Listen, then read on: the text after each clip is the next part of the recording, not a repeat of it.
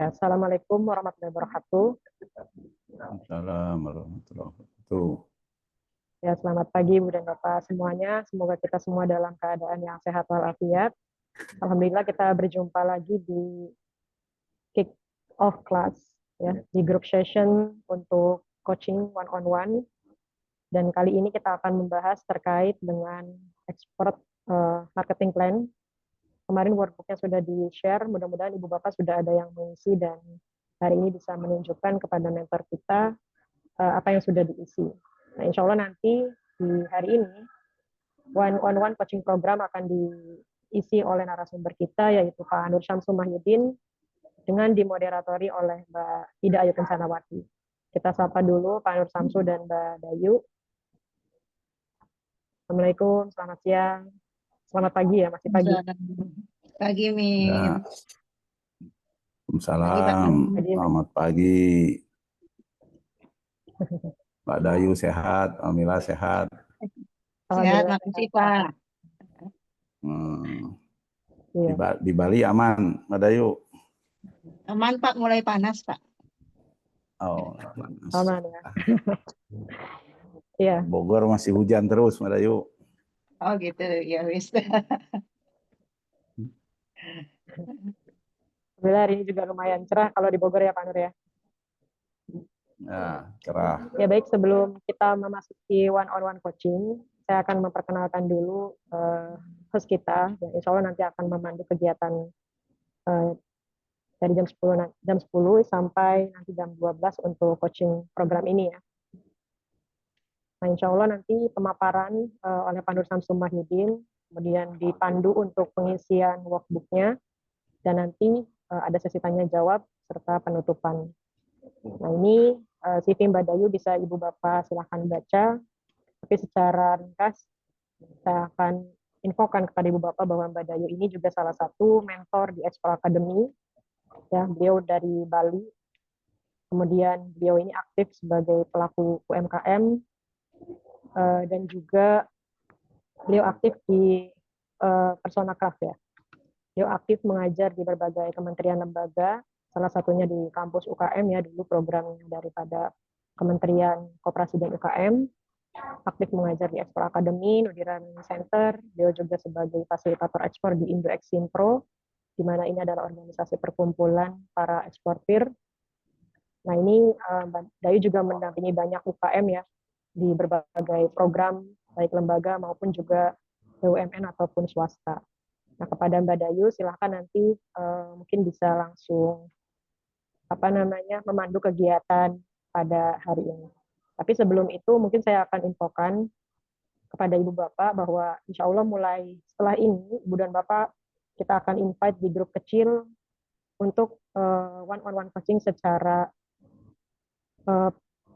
intensif gitu ya dengan mentor yang sudah kami bagi. Jadi kelompok mentor pertama dengan Pak Nur Syamsul Mahyudin yaitu ada Giwi Gewi, Machio, Sagome ya dibacanya, Unikayo, PT Selaras Pedas Nusantara, Rumah Tempe Pesantren Tafis Nusantara Al-Qalam, kemudian di kelompoknya Pak Aris Darujo ada Prana Living, Gayolen Coffee, CV Jaya Rasa, Ravin Snack, CV Panda Alami, dan Krakatoa. Kemudian kelompoknya dari Pak Edi Priyanto ada Ulonowi, Koperasi Agroforestry Gunung Rancajak Kerinci, Kulaku Indonesia, Silicon Spice, PT Keloria Morinya Jaya, dan Asa Coffee. Kelompoknya Mbak Irena Setiawati ada Ija Kroeng, Baililu, LPK Anugrah, Batik Jambi Berkah, Batik Siger Lampung, dan Kio Jawelry. Terus kelompoknya Bayanti, Paradila Sihaan, nanti ada Nina No Label, Amani Muslim, CV Haula Atelier, PT Samosir Organic Agriculture, Koperasi Berkah bersama Darul Mursyid, dan Pasla Coffee atau PT Pesona Alam Selaras. Nah, tapi dari semua ini nanti Ibu dan Bapak juga boleh kalau misalnya dibutuhkan konsultasi dengan mentor yang lain, itu sangat dibolehkan. Itu saja mungkin info di awal. Silakan kepada Mbak Dayu, waktu dan layar kami persilahkan, Mbak. Ya, terima kasih. Selamat pagi semua. Assalamualaikum.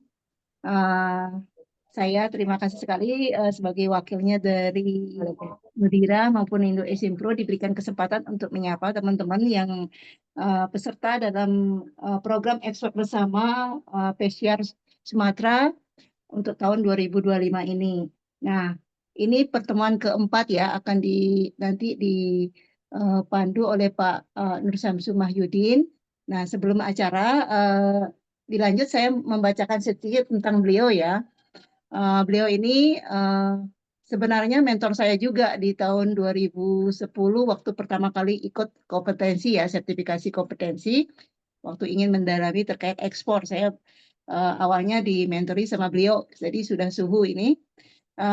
Sedikit saya paparkan mengenai pendidikan beliau. S1 dari Institut Pertanian Bogor tahun 1985, terus dilanjut dengan S2-nya. Udah siap jadi dosen ini di tahun 2002. Dilanjut, beliau juga aktif sebagai fasilitator yang bersertifikasi BNSP, sama halnya seperti kami di Ekspor Academy dan Indo Pro yang memang merupakan perkumpulan dari para mentor atau fasilitator yang bersertifikasi BNSP untuk membantu teman-teman, membimbing teman-teman UMKM. Dilanjut, beliau juga sebagai asesor yang berkompetensi dan bersertifikasi BNSP. Nah, pengalaman kerjanya saat ini aktif beliaunya sebagai direktur utama dari beberapa perusahaan yaitu CP Nusagri, PT Dava Teknogro Mandiri, PT Nudira Sumber Daya Indonesia, dan PT Rumah Produksi Indonesia. Selain itu juga aktif di Pusat Pelatihan Ekspor Indonesia atau PPEI sebagai pengajar. Nah, pengalaman kerjanya sebelum beliaunya fokus di sini dan masih aktif sampai sekarang, beliau juga sebagai Ketua Umum Perhimpunan dari Profesi Ekspor Impor Indonesia yaitu Indo Pro, sebagai Wakil Ketua dari Komite Tetap Hortikultural Kadin Indonesia, sebagai Koordinator KPMI Export Training Export Learning Club, dan juga sebagai Ketua Umum Perhimpunan Pengusaha Zeolit ya Indonesia gitu loh. Zeolit ini sejenis mineral ya seperti itu atau batu zeolit gitu. Dan terakhir sebagai Wakil Ketua Umum Indonesia Japan Business Network yaitu IJBNet. Nah, demikian sekilas tentang beliau. Nanti teman-teman kalau ada di pertanyaan atau apa share mungkin masih kebingungan saat untuk sesi keempat coaching ini, silahkan langsung disampaikan kepada beliaunya. Untuk waktu dan layar, saya persilakan kepada Pak Nur Samsu. Silakan Pak. Ya, baik. Terima kasih Mbak Dayu. Bismillahirrahmanirrahim. Assalamualaikum warahmatullahi wabarakatuh. Ya, terima kasih Mbak Dayu serta teman-teman para mentor juga yang hadir. Ya, ada Mbak Iren, ada Pak Edi Prianto, ya.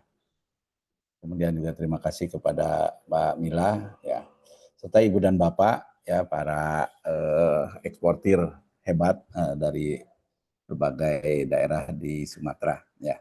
Nah, hari ini kita akan membahas ada dua hal ya. Yang pertama terkait dengan marketing plan, ya, marketing plan. Kemudian yang kedua nanti juga diminta sama panitia menyampaikan tips langkah-langkah memulai bisnis ekspor ya sebagai bekal. Nah, nanti target dari pelatihan ini seperti saya sampaikan di awal adalah Ibu dan Bapak bisa melakukannya sendiri ya. Jadi tidak proses kegiatan pendampingan ini ada batas waktunya. Nah, sesudah itu Ibu dan Bapak bisa melakukannya sendiri. Jadi yang kami berikan adalah cara-caranya ya. Dan kemudian selama proses pendampingan ya kita lakukan bersama-sama.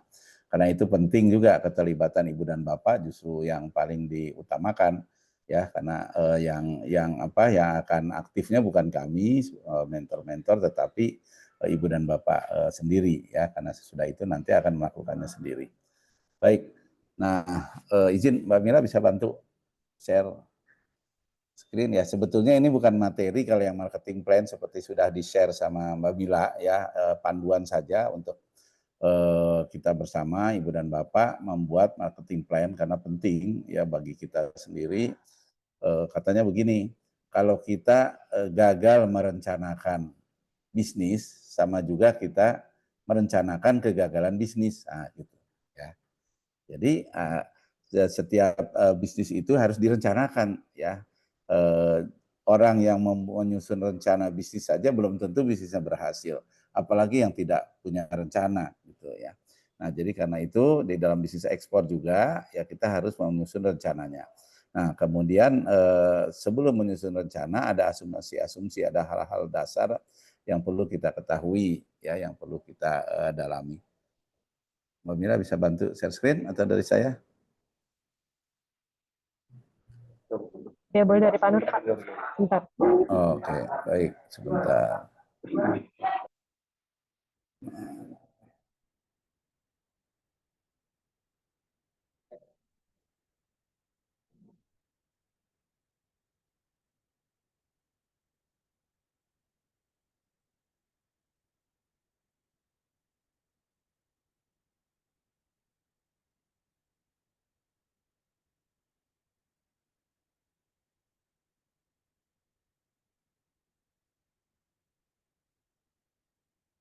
Ya. Nah, ini kisi-kisi atau urut-urutan ya, rangkuman dari nanti yang akan saya sampaikan. Yang pertama, sebelum kita menyusun marketing plan, langkah pertama adalah menyusun profil dari usaha kita, ya, identitas usaha dan status usaha kita saat ini. Nanti detail-detailnya di dalam slide-slide berikutnya, ya, atau yang Bapak Ibu sudah baca juga yang di-share oleh Mbak Mila, ya. Nah, kemudian sangat baik kalau Ibu dan Bapak melakukan SWOT analisis, ya, untuk mengetahui posisi kita di dalam bisnis saat ini, ya. SWOT analisis itu, SWOT itu singkatan dari strength, weakness, opportunity, and threat, atau kekuatan, kelemahan, peluang, dan ancaman. Dua yang pertama, kekuatan dan kelemahan itu ada di dalam diri kita sendiri atau di dalam perusahaan kita, ya. Kita punya kekuatan atau kita punya kelemahan pada berbagai aspek-aspek yang akan kita analisis. Nah, kemudian kalau peluang dan ancaman yang berasal dari luar, ya, peluang itu umpamanya situasinya memungkinkan punya peluang besar untuk bisnis kita berkembang saat ini, ya, di bidang tertentu sesuai dengan bidangnya Ibu dan Bapak masing-masing. Kemudian kalau ancaman juga yang dari luar, ya, dari luar ancaman yang bisa membuat bisnis kita menjadi terpengaruh ke arah negatif gitu. Nah, kelebihannya ya ini satu cara yang sangat sederhana dan mudah, siapa saja bisa melakukannya. Ya, nanti saya jelaskan juga di dalam slide-nya. Nah, bisa menghasilkan dari situ kita bisa menyusun rencana strategis, ya. Nah, belum rencana detail, rencana strategis. Berdasar bagaimana mengeksploitasi kekuatan yang kita miliki dan peluang yang ada, ya, untuk ya kelemahan kita bisa dihilangkan. Jadi diangkat kelemahan itu, bahkan kalau bisa dirubah jadi kekuatan. Nah, begitu juga ancaman bisa direduksi ya, diperkecil pengaruhnya kepada bisnis kita. Nah, intinya begitu. Ya, SWOT analisis satu analisis yang bisa kita lakukan ya sebentar, apalagi kalau punya tim lebih baik juga dilakukan bersama-sama, kemudian itu bisa bahan untuk kita menyusun rencana strategis. Nah, kemudian ada lagi namanya BMC ya,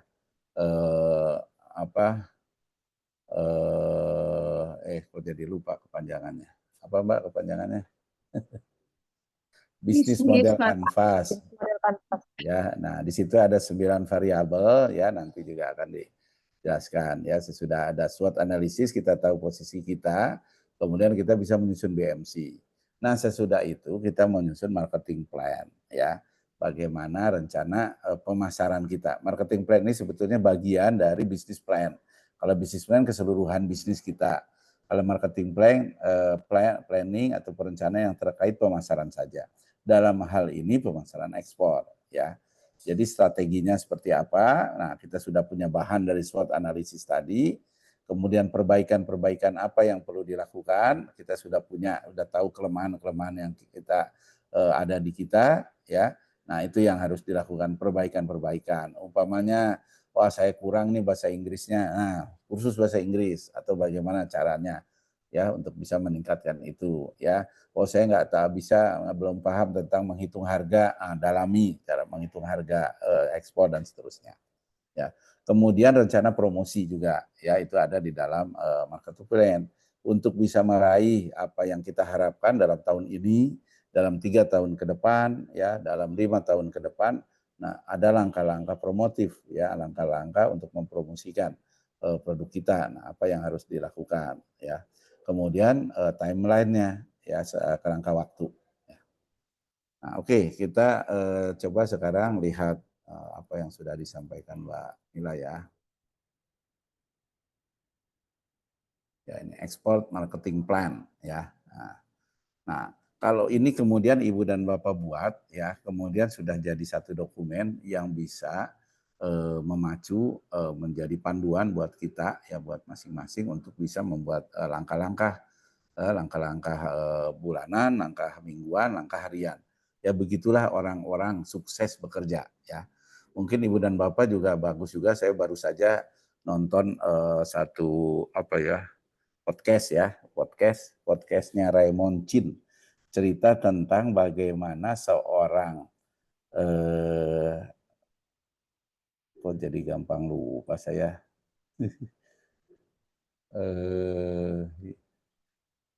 siapa yang punya Tesla? Elon Musk, Pak. Elon Musk. Nah, ya. Elon Musk, Pak. Ya bagaimana Elon Musk mengatur waktu? Dia punya 7 perusahaan yang semuanya besar-besar, bukan ecek-ecek gitu ya. Ada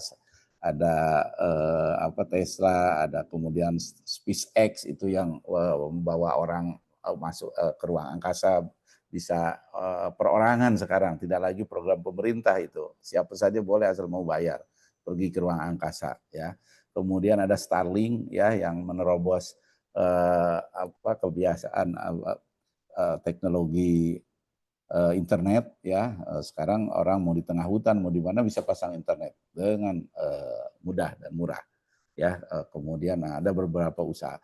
Terus bagaimana dia ngatur waktu ya? Nah, bagaimana dia ngatur waktu kok bisa ngurus gitu? Dia menyusun rencana harian ya, setiap pagi dia nyusun rencana harian itu per 5 menit. Ya, kalau kita mungkin per jam aja susah ya. Kalau saya masih biasanya pagi mau apa, siang mau apa, cuma dibagi dua sesi. Dia per 5 menit. 5 menit berikutnya apa, 5 menit berikutnya. Coba bayangkan. Itu sehingga dan dia cukup tidur, bukan orang yang suka tidur malam ya si Elon Musk itu. Ya jadi katanya dia tidur 6 jam sehari, jadi jam 9 jam 10 dia sudah tidur ya, terus bangun lebih awal ya. Nah, itu mungkin bisa kita terapkan. Jadi perencanaan itu disusun ya dalam kerangka yang besar, strategis, kemudian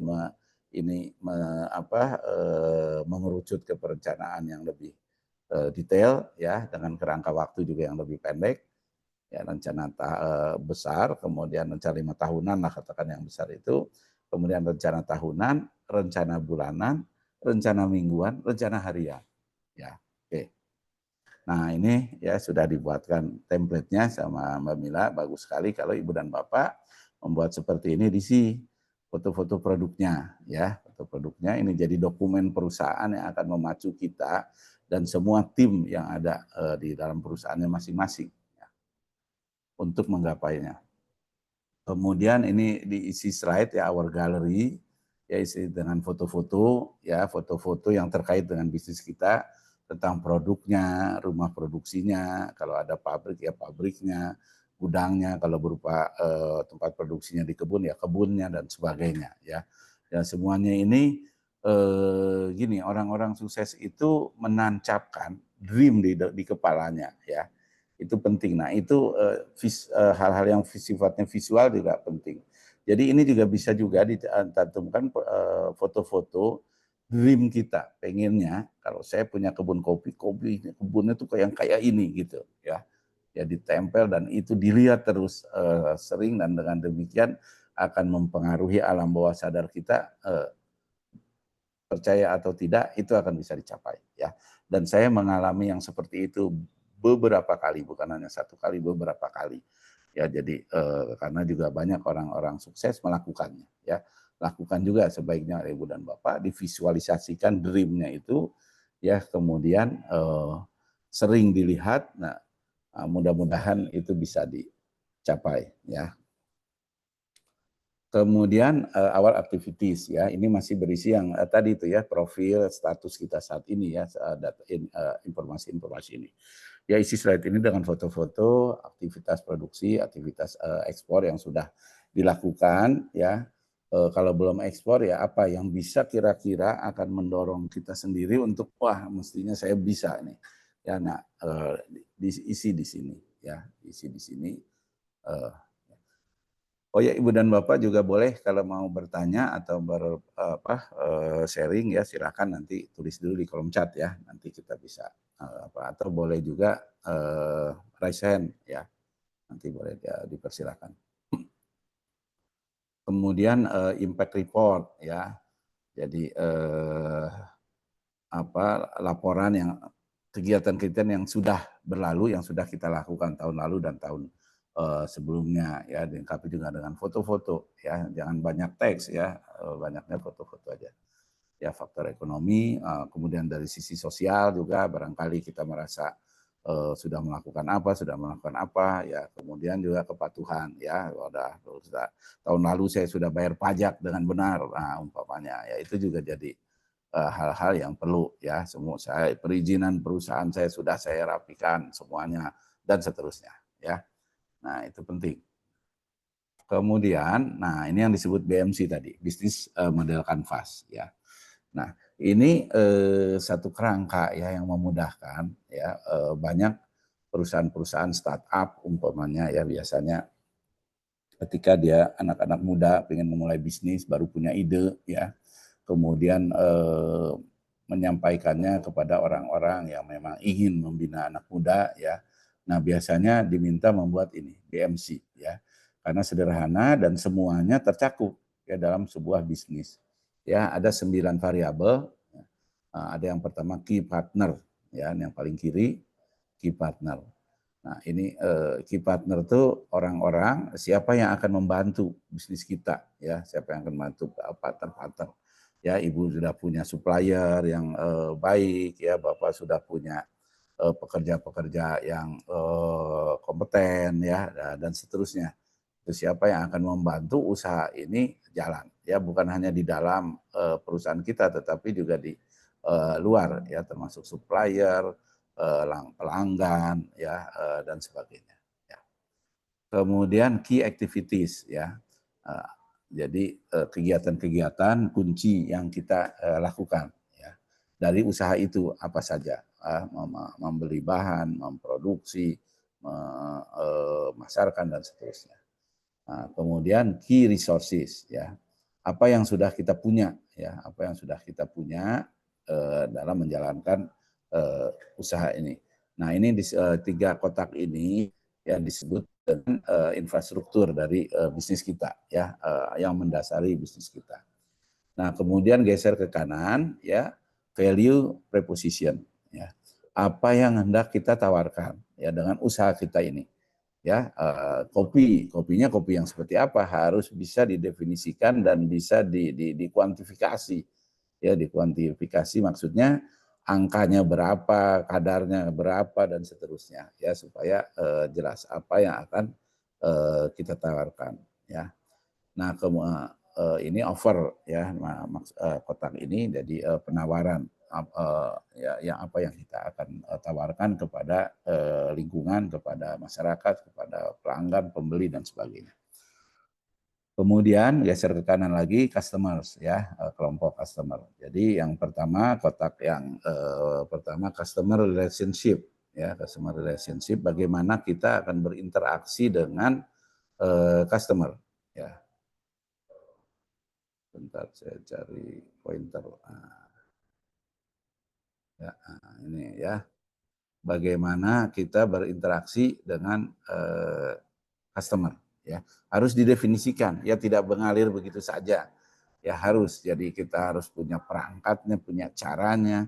Perusahaan-perusahaan besar juga biasa karyawan-karyawannya sampai di training ya bagaimana menghadapi konsumen, menghadapi tamu dan sebagainya. Ya Ibu dan Bapak akan heran umpamanya datang ke satu perusahaan kok orangnya ramah-ramah banget ya. Datang ke perusahaan yang lain kok pada cemberut semua, nah beda ya. Nah, jadi memang itu direncanakan ya, direncanakan.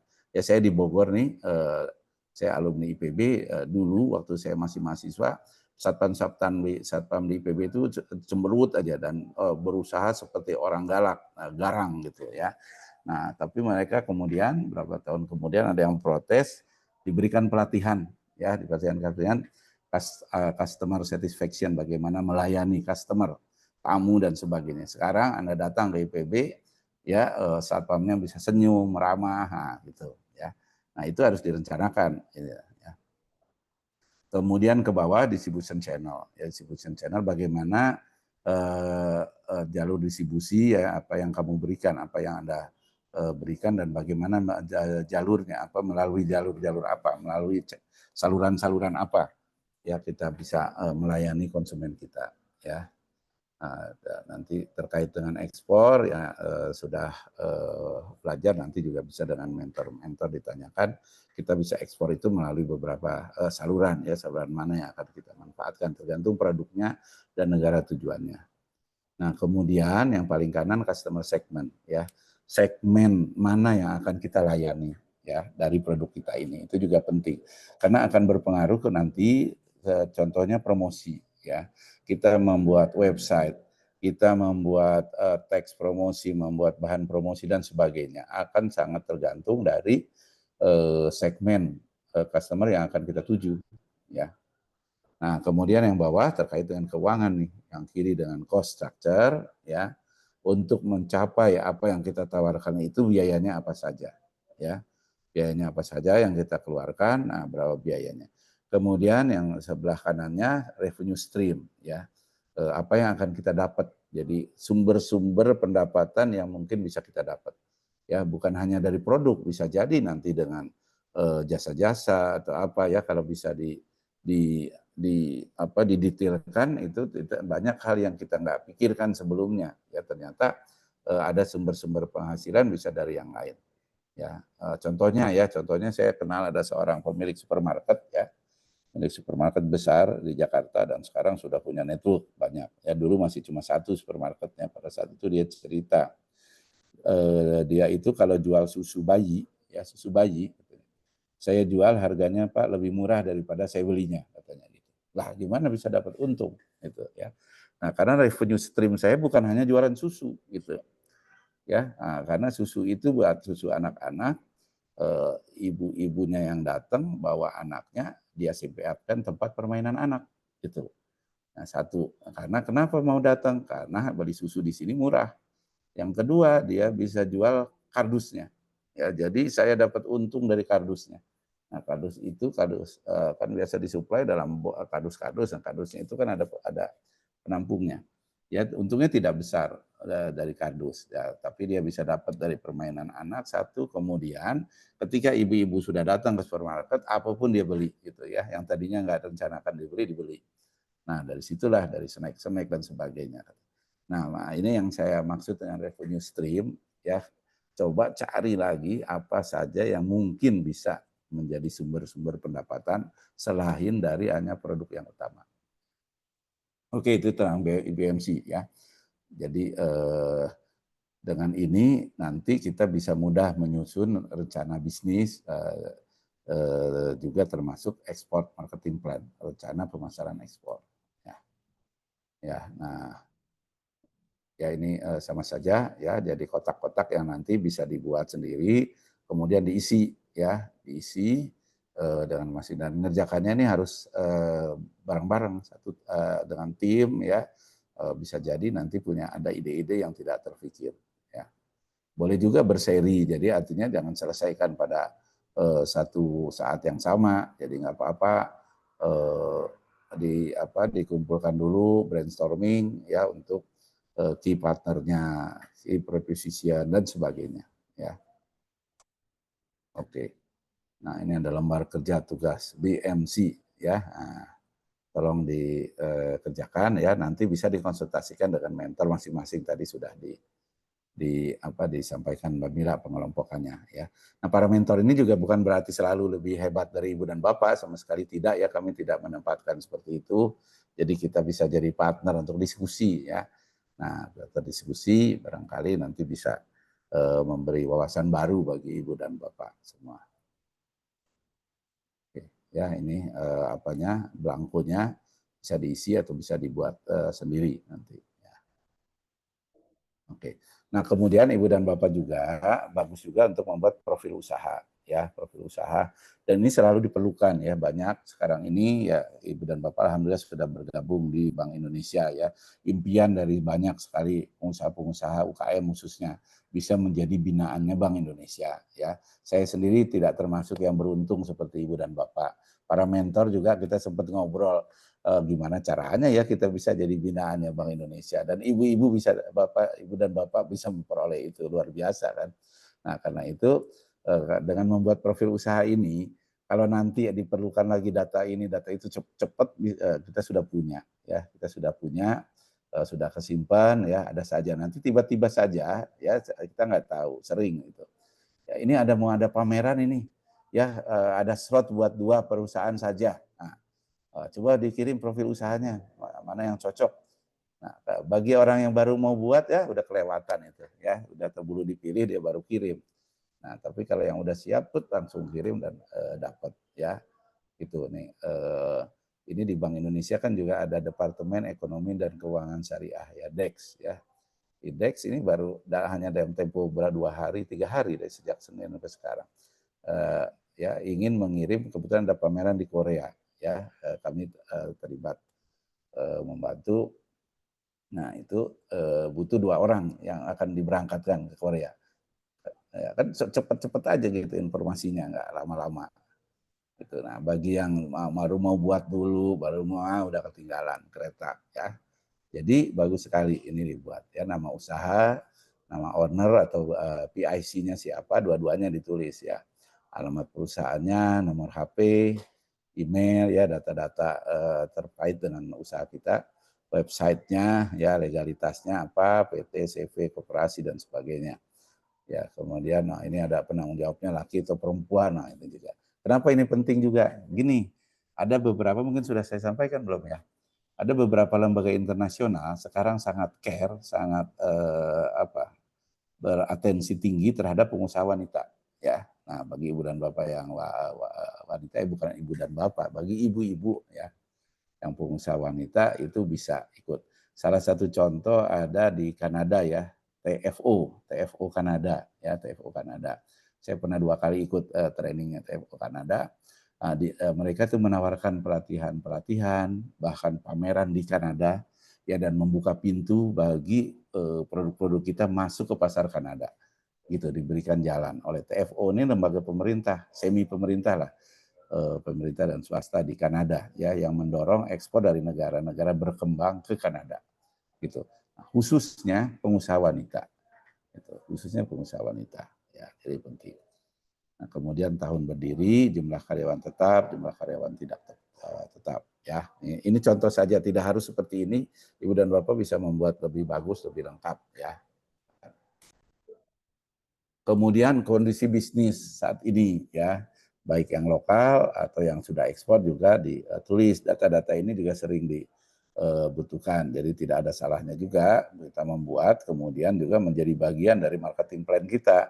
Karena dengan begini bisa kelihatan kan, omset kita mungkin 5 tahun ke belakang ya, atau 3 tahun ke belakang seperti apa, produknya apa, penjualannya berapa ya, dalam sisi kuantitas, dan kemudian rupiahnya berapa ya, profitnya berapa ya gitu ya. Profit boleh ditulis, boleh tidak, karena kadang-kadang kan kita rahasiakan juga ya, tapi paling tidak omsetnya ya, omsetnya.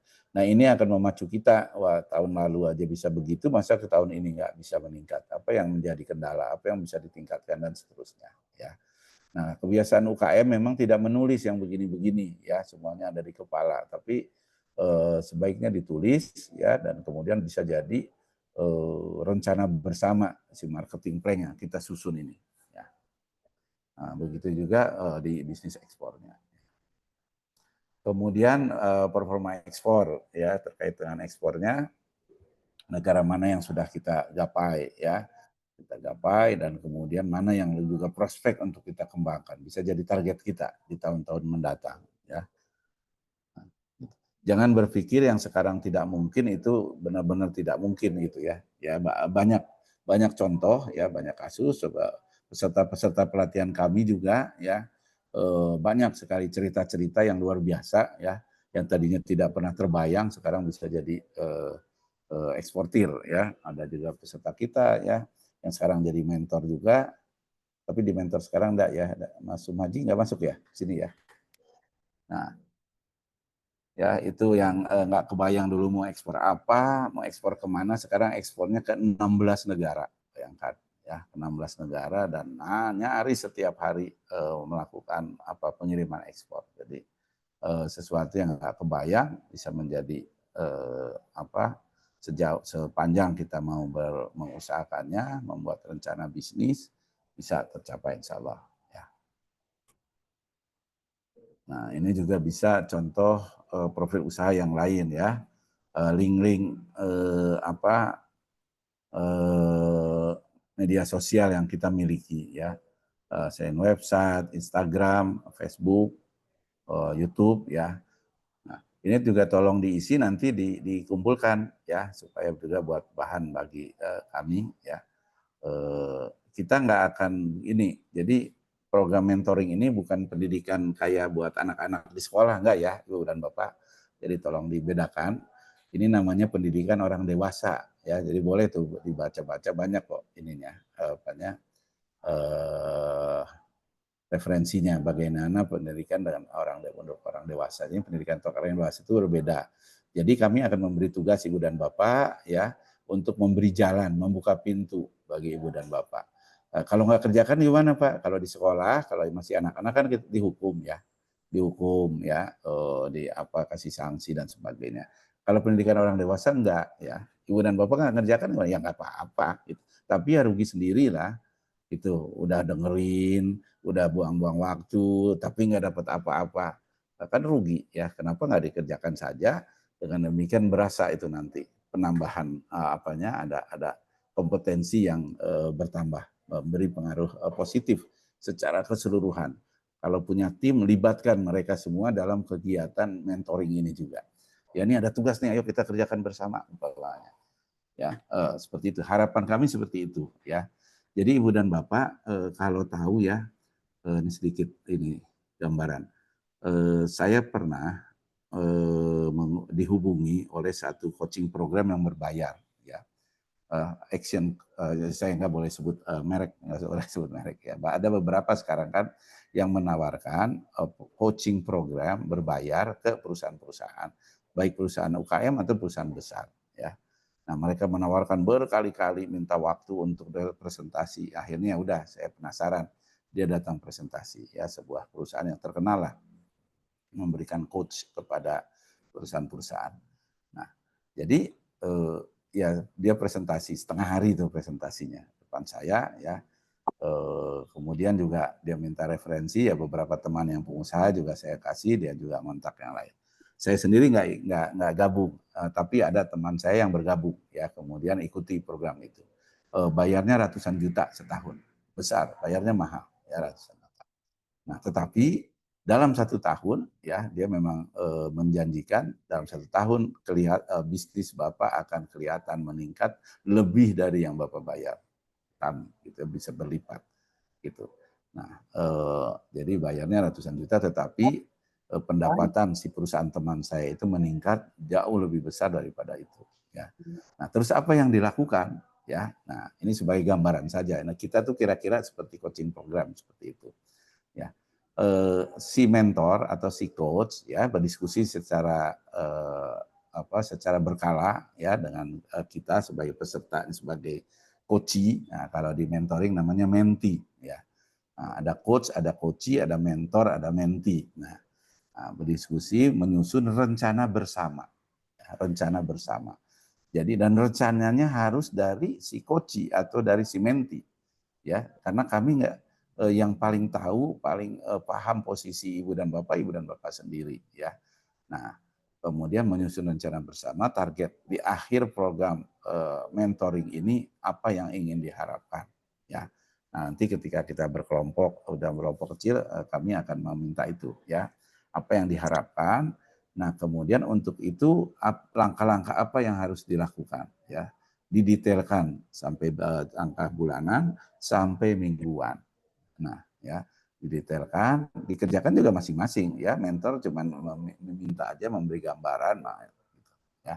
Nah, itu juga coach yang dibayar mahal itu juga gitu aja, dia cuman itu. Yang dia lakukan adalah, yang si coach lakukan itu, yang saya cerita yang tadi yang berbayar itu, ya, setiap hari dikontak itu coachnya. Pak, udah melakukan ini belum? Nah, ayo dilakukan Pak, jangan malas, jangan ini gitu. Terus setiap hari, ya, buat orang yang nggak tahan dia akan keluar. Ya nggak akan, wah gue udah bayar mahal-mahal kok malah jadi begini, katanya tertekan, stres itu. Justru itu yang dicari. Ya. Saya berharap ibu dan bapak juga mengikuti program mentoring ini sampai begitu. Ngerasa stres, wah ini jadi tugas banyak begini apa gitu. Baru nanti dapat hasilnya. Beneran. Kalau cuman biasa-biasa aja, ya hasilnya juga biasa-biasa aja. Berlalu begitu saja, ya waktu sudah kita habiskan, itu terbuang percuma. Nah, insya Allah, mudah-mudahan ya saya berharap Ibu dan Bapak tidak seperti itu, bisa mau nih bersama-sama.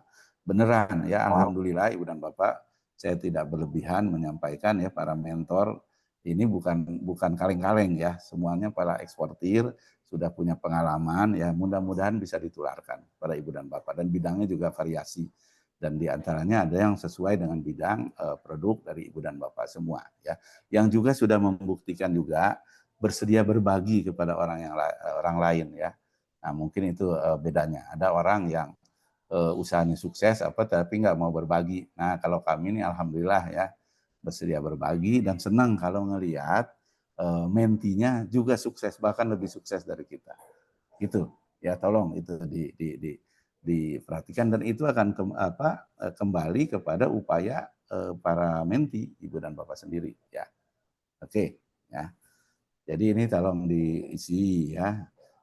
Kemudian marketplace yang pernah dimiliki dan sebagainya, buat mungkin juga ada yang di luar negeri. Ini penting buat kami jadi tahu ya, Ibu dan Bapak itu seperti apa sih yang perlu dibantuin, apa sih yang perlu di mentorin gitu ya. Nah, kemudian company atau brand identity ya. Oh iya, kalau bisa semuanya diisi dalam bahasa Inggris ya, semuanya dalam bahasa Inggris. Ya, sejak bukan hanya yang ini, yang sejak dari awal tadi, supaya juga terbiasa nanti cerita ekspor kan kita ya, cerita ekspor, jadi ya pakai bahasanya bahasa Inggris ya. Jadi company history ya, sejarah perusahaan, company filosofi ya, kalau belum ada coba susun ya, ya, susun bersama dengan tim gitu ya. Apa nih filosofis dari perusahaan kita ini apa gitu ya, menawarkan solusi apa, gitu ya, dan seterusnya.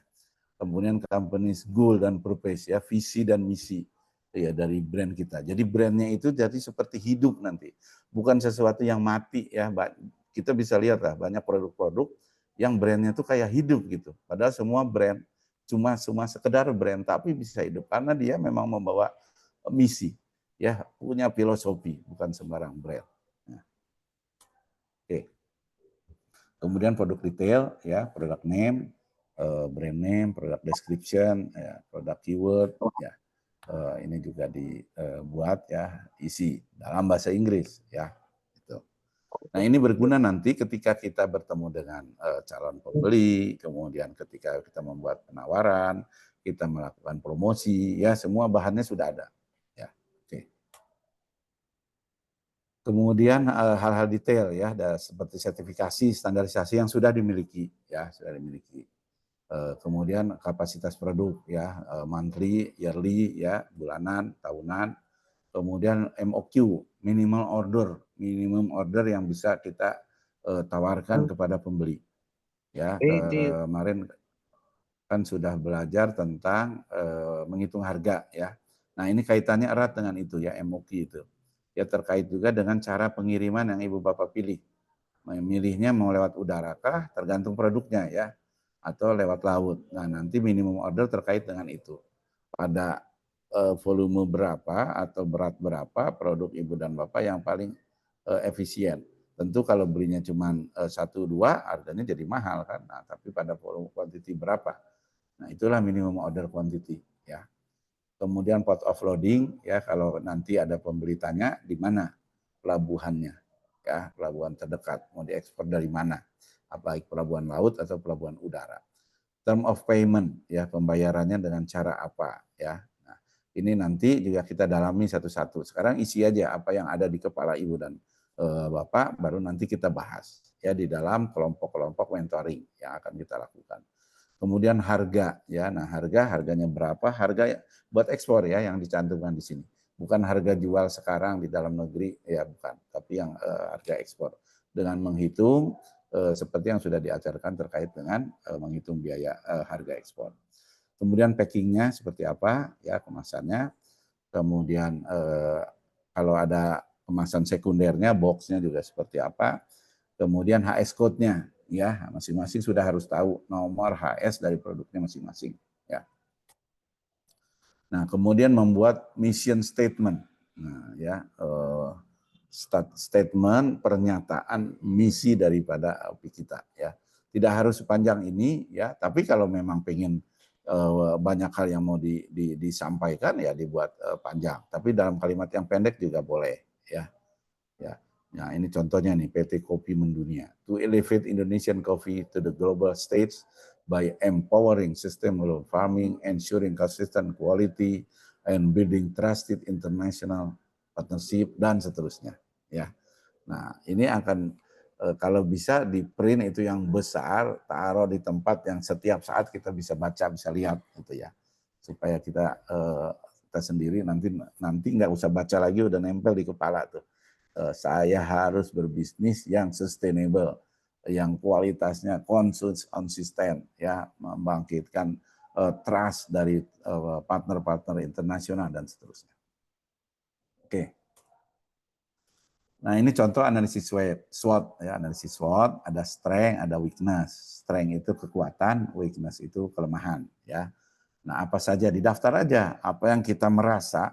Ini bukan yang kita harapkan, bukan ya. Yang kita sadari sekarang posisi kita di mana. Jadi kekuatan kita apa sih? Ya gitu. Oh oke, saya punya pengalaman 10 tahun dalam industri atau bidang produksi ini. Nah itu kekuatan. Ya. Kemudian apalagi yang menjadi kekuatan.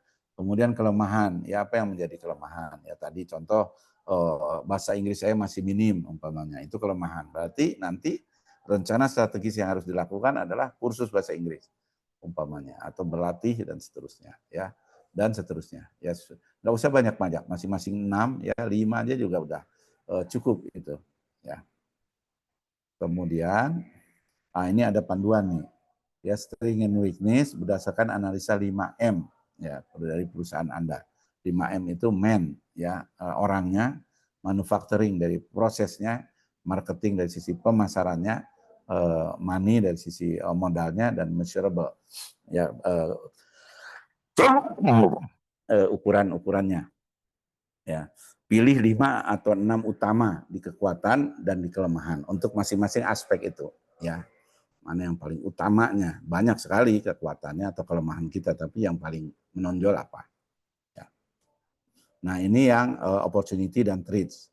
Opportunity itu peluang, ya datangnya dari luar peluang itu, yang ada di sekitar kita peluang lagi.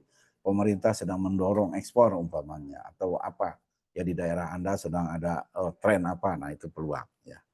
Kemudian threats itu ancaman, lawannya peluang, jadi ancaman ya sekarang umpamanya ekspor produk apa dibatasi, banyak terjadi apa gitu dan sebagainya.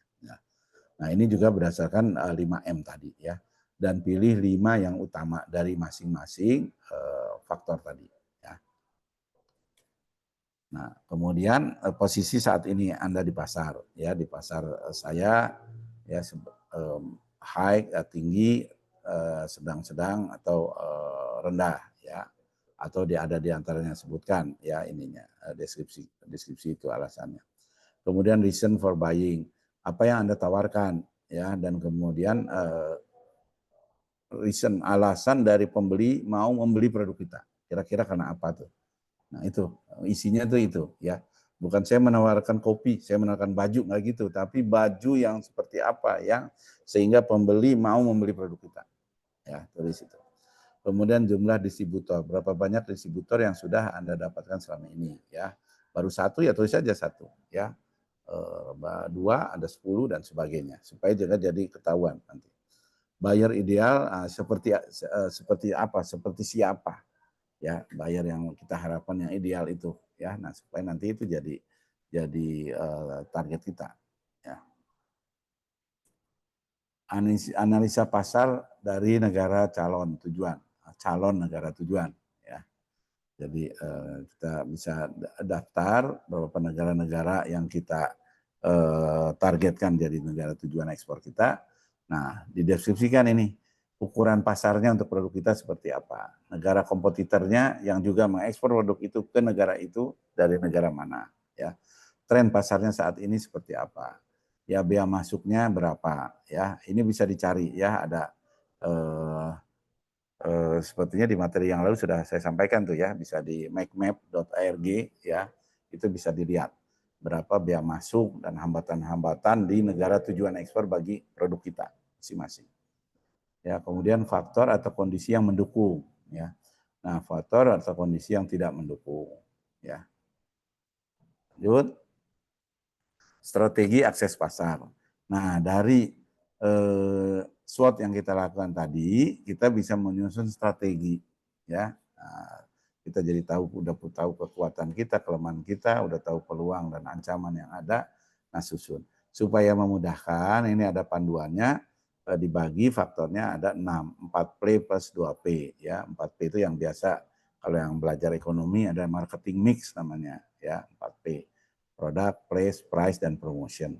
Nah, tambah 2P lagi, people dan planet ya. Jadi people itu terkait sekarang banyak ya teman-teman juga berhasil ekspor dan bisa lebih berjaya di ekspornya karena mengusung kegiatan bisnisnya itu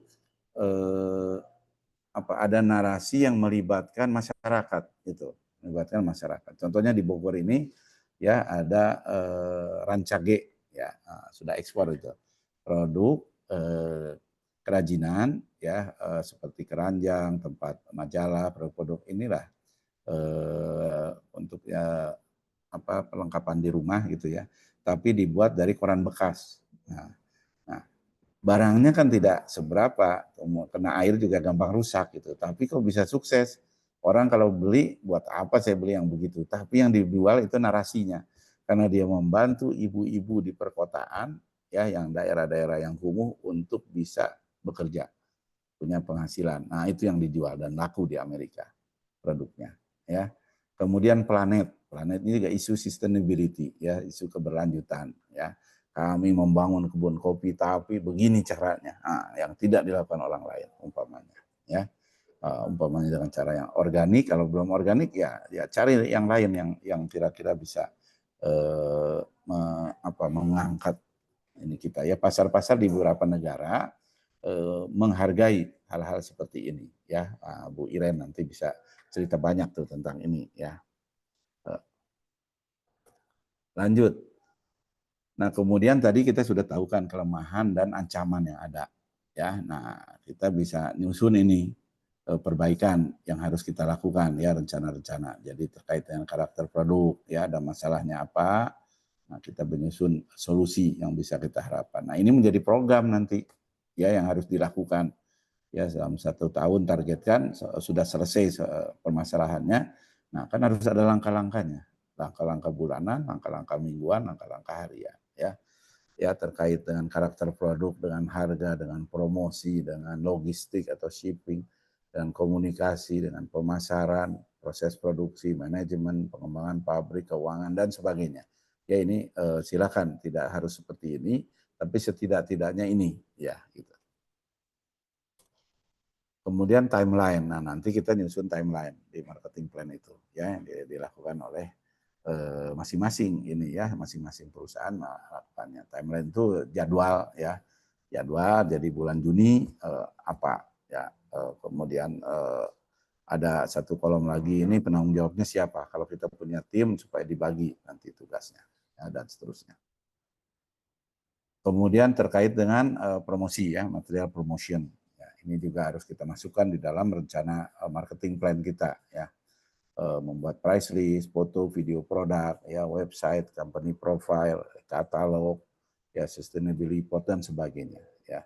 Nanti bisa ditambah lagi apa saja yang diperlukan ya, membuat sekarang website saja tidak cukup. Ibu dan Bapak juga harus punya Instagram, punya akun di LinkedIn, punya akun di Facebook, punya akun di TikTok ya, untuk promosi ya, semuanya diberdayakan untuk promosi.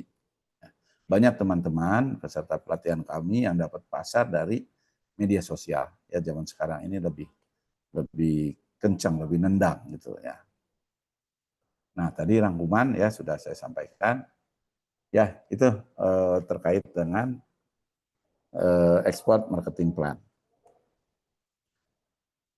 Iya, terima Ada kasih Pak pertanyaan? Nur. Wah, Ya. daging semua ya. Ini isinya langsung mungkin teman-teman langsung, wah saya sampai mana ini udah. Ya, saya mau wrap up ya. Teman-teman benar sekali seperti kata Pak Nur, kita di sini masih simple ya untuk mengetahui identitas kita, mau nargetin pasar yang mana, seperti apa produk kita cocoknya ya. Jadi kalaupun nanti teman-teman sudah mengisi semuanya, ini sebenarnya fungsinya banyak sekali tadi sudah disampaikan sama Pak Nur. Karena ada lagi yang lebih komplit seperti benar kata Pak Nur, kami sendiri saat akan mengikuti fasilitasi ataupun join untuk program, misalnya kalau memang kami bisa masuk, kami diminta data-data itu. Ini sebatas mungkin belum 100% lengkap ya. Nanti kalau teman-teman di proses ekspor, kalau udah seperti Bu Irin dan yang lainnya, Pak Nur juga, itu ada audit. Nah, data-data inilah yang dibutuhkan untuk audit. Yang audit itu siapa? Buyer. Jadi seperti tadi contohnya Pak Nur ditanya berapa jumlahnya dari karyawan kita yang perempuan dan laki-laki misalnya, itu nanti akan ditanya apakah di sini ada kesetaraan yang diberlakukan dalam keseharian di tempat aktivitas produksi Bapak Ibu seperti itu. Jadi itu mereka itu kalau bayar di luar sana itu sangat-sangat detail sekali memperhatikan baik itu misalnya K3 apa saja yang diinformasikan, apa saja yang difasilitas, maksudnya dari usaha itu kepada timnya seperti itu. Nanti banyak. Nah, makanya itu coba teman-teman diisi dulu satu persatu. Kalau ada pertanyaan, nanti bisa langsung ditanyakan di sini. Masih waktu sesi coachingnya ini masih sekitar 1 jaman lagi ya, kurang lebih. Jadi silakan dibaca dulu, dipahami dulu satu persatu slide-nya yang disampaikan sama Pak Nur di workbook-nya itu. Nanti tiba-tiba kalau teman-teman bertanya masih kebingungan, Pak saya belum tahu ini apa sih opportunity saya dalam misalnya dalam saat kita menganalisis SWOT-nya. Itu bisa langsung didiskus. Kebetulan di sini juga ada beberapa mentor yang hadir ya, seperti itu. Jadi bisa langsung dipandu disesuai dengan room-nya masing-masing. Tadi udah disampaikan sama Mbak Mila, dibagi ataupun langsung ke Pak Nur juga boleh. Gitu. Silakan teman-teman kalau memang sudah dikasih template-nya, dipahami dulu kira-kira yang sudah diisi atau ada yang sudah mengisi. Karena sebelumnya ini sudah dibagikan ya Pak Nur ya. Mungkin ada yang mau berbagi sebagai sampel, mungkin ada pertanyaan bisa biar menginspirasi teman-teman yang lainnya, mungkin misalnya boleh raise hand kalau yang sudah mengisi walaupun belum lengkap ya, nggak apa-apa. Itu karena kita masih dalam proses ya, jadi mungkin masih ada keraguan-raguan atau kebingungan seperti itu. Silahkan bagi yang sudah mengisi, mungkin 50%-nya atau berapa, silahkan bisa raise hand atau mungkin sebagai sampel untuk kita discuss bersama di sini di grup ini. Nggak apa-apa, nanti bukan berarti baru kita belum benar atau belum tepat itu belum enggak ada yang disalahkan. Ini kita kan masing-masing masih belajar untuk menjadi yang lebih baik dari sebelumnya seperti itu. Jadi silakan teman-teman dari para peserta. Jadi kita biar tahu di profil itu seperti apa sih nanti kita penyampaian profil kita kepada buyer, karena saat misalnya TEI ikut ataupun dimanapun, itu kita harus memahami dulu kita siapa, profil kita siapa, seperti apa gitu loh. Itu nanti yang membuat ketertarikan dari si buyer gitu loh. Nah, untuk SWOT analisisnya, oh kita seperti kata Pak Nur ya, Pak Nur ya, kita masih lemah di sini misalnya. Oh kita masih baru punya supplier satu atau gimana, atau disampaikan, atau belum bisa bahasa Inggris secara baik dan benar misalnya. Semua juga karena kita bukan bahasa ibu kita ya, tapi itu bisa ditingkatkan seperti itu. Jadi ikut kursus ataupun apapun itu belajar. Nah, terus bikin BMC itu kami saya sendiri ya sebagai pelaku UKM juga membuat BMC di setiap, karena dan itu setiap saat kita koreksi lagi, kok bisa salah ya di sini, di mana ini gitu loh. Jadi kita sebagai panduan itu BMC itu biar paham teman-teman gimana sih running bisnis kita ini seperti apa, seperti itu. Nah, kalaupun di BMC udah digodok, di roasting, terus akhirnya kita bisa masuk ke marketing plan. Nah, seperti itu tiap tahun berubah. Dan kalaupun itu udah terlaksana, nanti saat ada kok tidak sesuai dengan yang kita rencanakan, kan bisa di upgrade lagi marketing plan itu, seperti itu. Jadi kita masih tahap proses sama juga dengan teman-teman, mengupgrade diri juga sama tiap hari. Jadi kita bukan masalah sekali udah selesai, enggak, tapi setiap saat pelaksanaan dari planning itu atau rencana itu tidak menemui target atau menemui kendala gitu loh, tidak sesuai dengan target ataupun menemui kendala, kenapa ya bisa begini ya, ada apa. Nah itu balik lagi ke BMC-nya ataupun balik lagi ke SWOT analisisnya. Jadi kita tetap setiap hari setiap waktu itu merosting, kok bisa gini, dan itu kadang kita discuss antar sesama mentor juga, karena kita juga pelaku juga. Jadi teman-teman silahkan kalau mau raise hand, masih ada 1 jam, banyak waktu ini. Yuk, Ya, ada yang sudah ngumpulin dari Pio Jewelry. ada Mil? Ada dari Pio Jewelry. Oh ya, Ibu. silakan bisa boleh sebagai share cerita. share screen atau gimana? Mau saya share sendiri atau dibantu, Bu? Bu Lutfi ya. Bentar, sambil saya buka ya. Tapi belum selesai semua. Oh ya, nggak apa-apa, Bu. Nggak apa-apa. Nanti kan step by step, slide by slide, Bu. Nggak apa-apa, Bu. Paling saya minta juga nanti dibukain aja, Mbak. Di review untuk saya bikin impact report itu ada linknya kan. Nah, saya coba bikin, mungkin ada apa ya, ada yang salah atau ada yang kurang kayak gitu. Mohon bimbingannya. Boleh diceritakan Bu ini Ya, produknya silakan, apa, Bu. terus Step by step. Untuk Pio Jewelry sendiri, terima kasih atas waktunya ya Pak sebelumnya. Langsung saja, saya Lutfia Fatati, owner dari Pio Jewelry. Ini kami membuat export marketing plan yang sudah diberikan di grup kemarin. Produk kami adalah aksesoris perhiasan berbahan baku kuningan yang dilapis emas. Ini adalah contoh beberapa produk kami, produk yang kami buat 100% handmade. Jadi kami kan dari Palembang, Sumatera Selatan ya Pak. Jadi yang kami bawa itu adalah konsep dari perhiasan lama Palembang yang kita revitalisasi desain menjadi lebih global. Kemudian juga tekniknya kita menggunakan teknik tatah dan patri dan sepuh, dan itu teknik itu digunakan oleh pengrajin-pengrajin lama di Indonesia sebelum ada mesin atau seperti itu. Nah, mungkin lanjutnya aja ya Mbak.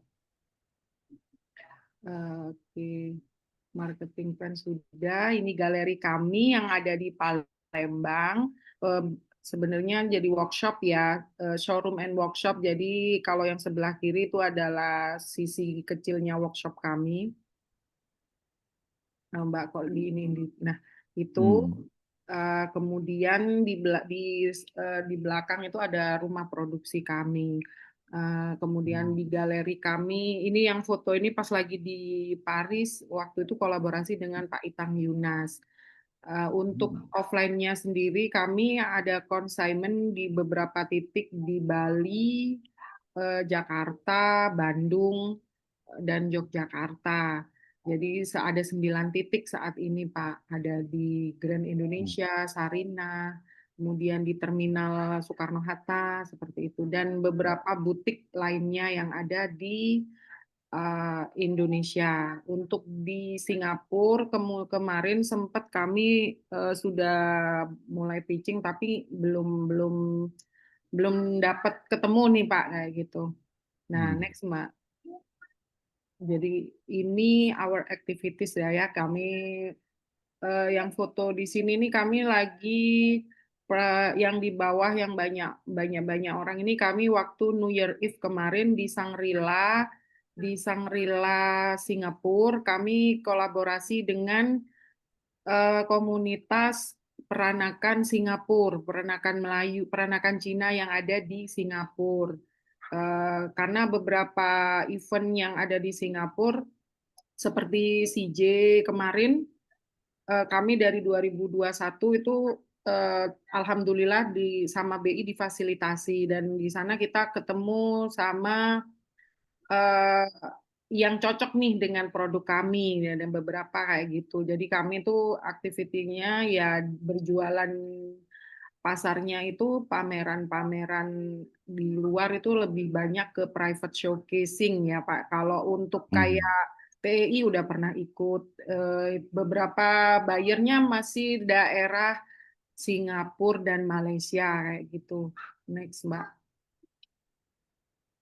Nah, yang ini mungkin saya ingin tahu Mbak, nanti untuk impact report. Yang saya kerjain banyak yang di sini sih Pak, yang sekarang ini. Jadi kalau SWOT belum sampai, mungkin bisa dibuka untuk sustainability report. Linknya itu Mbak, aku udah masukin.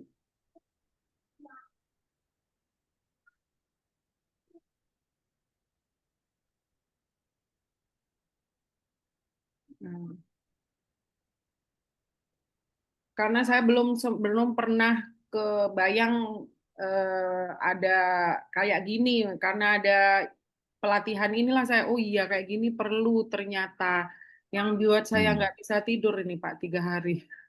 Masya Allah. Iya, karena kita ngomong aja ya Pak sustainable, tapi secara tertulis kan apa yang sudah dikerjakan itu kita ini ya kita bukukan atau kita juantahkan dalam slide kayak gitu. Mungkin dari sini mungkin Bapak bisa ada ininya. Nah, ini impact report kami. Ini saya sudah bikin 2 bahasa. Next, Mbak.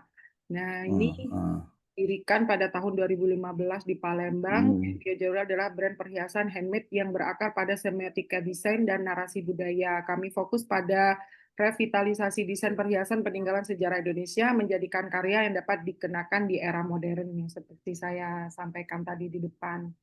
Kayak gitu. Apalagi yang keren. Dan ini visi misi kami. Kalau misi kami itu memang memberdayakan pengrajin muda dan berkolaborasi dengan pengrajin yang senior kayak gitu Pak. Jadi kalau di Pio Jewelry itu tidak ada pengrajin khusus, satu orang mengerjakan satu produk. Jadi kami itu kayak connecting the doors ya Pak ya. Jadi kami di awal sama finishing di kami kayak gitu. Ya. Menghidupkan budaya lah ya. Ya, ini untuk yang sudah kita kerjakan di 2003-2004 kemarin, meluncurkan koleksi baru, perluasan jaringan pengrajin, terus pemberdayaan komunitas, itu kami lebih ke karena kami eh, basicnya saya tuh belajar dulu waktu di pesantren ya ini ya Pak ya, saya dulu di pesantren itu banyak kekurangan fasilitas lah istilahnya, tidak seperti yang di luar, ini tidak boleh jadi kreativitas muncul. Nah ketika saya lulus dari pesantren kemudian saya kuliah di sastra yang kok kayaknya lebih nyambung ke di sini. Setelah saya kan asli di Jawa terus pindah ke Palembang, wah di Palembang bisa dikembangkan di semiotika desain di perhiasan. Jadi saya kepingin membuka juga sama orang lokal di Indonesia, domestik ini, bahwa meskipun kita di pesantren, anak-anak kita mungkin di pesantren itu nggak cuma belajar itu loh, nggak punya cuma belajar tempat aja kayak gitu. Jadi saya pengembangan komunitasnya di situ sama lebih ke pariwisata ya Pak ya. Jadi tour leader itu bagaimana nggak di Palembang ini nggak cuma punya kain aja gitu. Itu sih yang masih lebih kecilnya itu lah Pak. Untuk keluasnya saya belum kepikiran kemana. Mungkin nanti bisa diarahkan lagi. Kemudian produksi ramah lingkungan, meningkatkan praktek daur ulang dan pengurangan limbah kimia dalam proses produksi. Dan alhamdulillah memang dari air sepuhnya kita ada sudah bisa dijual, terus kemudian dari unsur kayak sisa-sisa dari kuningan itu tadi juga Pak, kita akan mengurangi. Kemudian juga karena kita pakai sistem kolaborasi itu ya Pak ya, jadi mungkin kita nggak banyak-banyak bahan baku gitu Pak. Jadi saya itu lebih ke satu orang mengerjakan satu daun 1000 daun kayak gitu. Jadi saya bayarnya per project satu daun itu. Jadi ke saya juga cost-nya kan nggak banyak harus punya bahan baku banyak kayak gitu. Terus penyegaran cerita brand ya itu tadi, kalau saya ke Singapura itu kenapa kami kuatnya itu ya karena kami banyak cerita, karena kita kan dalam satu rumpun. Tapi coba kemarin masuk ke Belanda juga penerimaannya lumayan. Ada beberapa yang ngambil, tapi saya itu belum paham untuk target pasar untuk ekspor itu seperti apa. Karena kalau yang untuk lokal tuh kita udah inilah ya Pak, udah lurus gitulah, udah tahu nih tujuannya yang mau dibidik yang mana. Nah, untuk yang itu mungkin karena kurang jauh mainnya kali ya Pak, makanya masih ke situ-situ aja. Itu terus udah next ya Pak. Ya, ini milestone overview. Jadi kata Bapak kan harus dikasih tahu juga ya tadi ya di ininya. Jadi ada ekspansi tadi, promosi dagang, pertumbuhan pasar internasional, itu online sales kami dari Instagram sih Pak. Kami bukan orang marketplace ya. Jadi kalau marketplace itu ada, tapi hanya untuk kalau orang mau membutuhkan trust kepada kami ya. Karena kami nggak expert juga, kayaknya kalah sama orang yang punya skill di situ. Jadi kami perkembangannya memang bagaimana membuat branding Pio ini kuat di Instagram dulu. Jadi dari Instagram itulah kami bisa kelola, terus untuk pembeliannya menggunakan website seperti itu. Oke. Kemudian ya ikut-ikut kurasi kayak gitu. Nah ini untuk tahun ini ya, untuk di inisiatifnya kami bagaimana di tahun 2023-2024 lebih diperjelas dari omongan yang tadi sih, cuma kayak gitu aja sih Pak. Karena untuk pelatihan gratis sudah kami lakukan. Memang untuk tim juga kami semuanya tuh Gen Z ya Pak. Jadi yang ada di galeri kami itu kami lebih ke banyak anak yang putus sekolah atau nggak bisa kuliah. Karena kan kalau produksi itu sebenarnya asal mau duduk aja. Nah, kebanyakan kan anak Gen Z itu sekarang susah untuk bekerja yang seperti ini ya gitu, untuk keahlian-keahlian seperti ini. Jadi tapi kami coba terus, nggak apa-apa lah, yang penting ada, tapi ya pelan-pelan gitulah Pak. Ya. Iya, udah setelah itu next aja Mbak. Ini kan udah yang saya sampaikan yang tadi cuma lebih jelasnya. Nah, yang ini impact reportnya, perhiasan yang bercerita, itu kami tuliskan di sini ya Pak ya. Bagaimana secara proses produksi, kemudian alat-alat yang digunakan juga sederhana. Jadi hanya sepuhnya tuh juga sepuh teknik lama orang Palembang ya Pak. Jadi mengapa Palembang itu atau Sumatera Selatan itu disebut Swarna Dwipa, saling bergelimangnya bergelimangnya emas.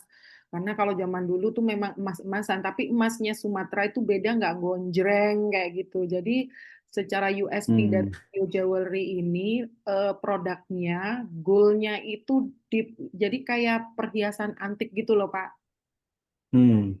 Nah, yang itu setelah saya promosi dagang di mana beberapa tempat itu, ya yang membedakan kami seperti itu, kuningan tapi bukan seperti kuningan, tapi tetap emas, meskipun dilapis emas, tapi bukan seperti produk yang di coating gitu loh, Pak. Jadi memang akan ada oksidasi ya. Tapi itu kami sudah ada solusinya. Jadi kami buat lebih bisa didaur ulang, bisa disepuh kembali, kemudian ada air emas yang ada air khusus yang untuk menghilangkan oksidasi itu kami sudah cari solusinya. Kemudian environment responsibility ini ya air sisa dari proses penyepuhan emas dan perak itu sudah ada yang ngambil lagi untuk diolah kembali, potongan logam juga nggak bisa kami buang, tapi karena kami kan bukan yang dibakar gitu ya Pak perhiasannya, jadi kami tuh lempengan yang dipotong kemudian dipahat kayak gitu, jadi pasti ada sisa potong-potongan itu udah dikiloin aja udah pasti diambil kayak. Kemudian kemasan juga, dari kemasan kita sudah bahan daur kertas ulang hardbox seperti itu, kemudian adapun plastik yang kita pakai pun itu yang bisa dipakai berulang kali karena untuk menghindari dari oksidasi itu aja sih. Lebih karena perhiasan kan beda dengan ini, kalau cuma kain aja itu kurang. Tapi setiap packaging kami itu setiap produknya itu memang kami pakaiin plastik kedap yang kedap udara gitu. Itu aja sih plastiknya. Kalau yang lain kami sudah nggak pakai.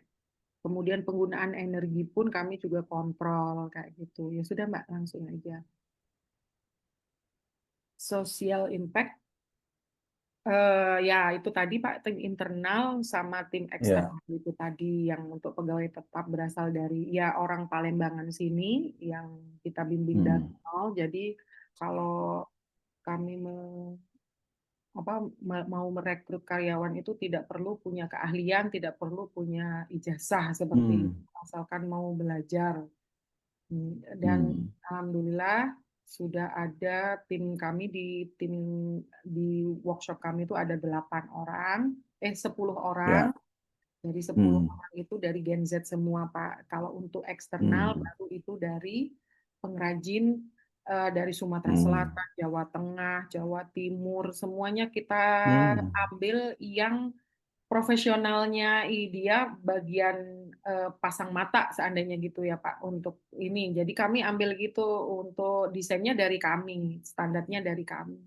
Jadi setelah di Palembang maka menjadi perhiasan Pio itu kita mengawinkan dari beberapa produk itu tadi. Yang menyambungkannya itulah tim yang Gen Z tadi di sini itu. Ya, udah lanjut Mbak. Education ya itu pelatihan itu oke sudah. Perbaikan gratis seumur hidup untuk produk Pio itu yang kami yang kami inginkan. Ya, next Mbak. Mbak Mila. Masih ngobrol. Mbak, next Mbak. Ya, ini goals untuk Ah, 2025. Bagaimana merawat warisan, menciptakan masa depan.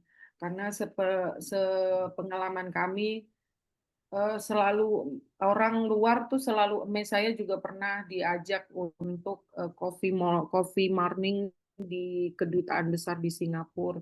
Jadi banyak kedutaan dari luar ya, yang dari Italia, dari mana berkumpul ibu-ibunya itu malah pingin cerita dari ini apa ceritanya gitu. Kok Indonesia kok bisa kayak gini? Nggak percaya apa gitu. Saya berarti harus mainnya harus lebih lebih jauh lagi nih, karena yang suka dengan produk kita ternyata lebih banyak yang suka karena ceritanya kayak gitu.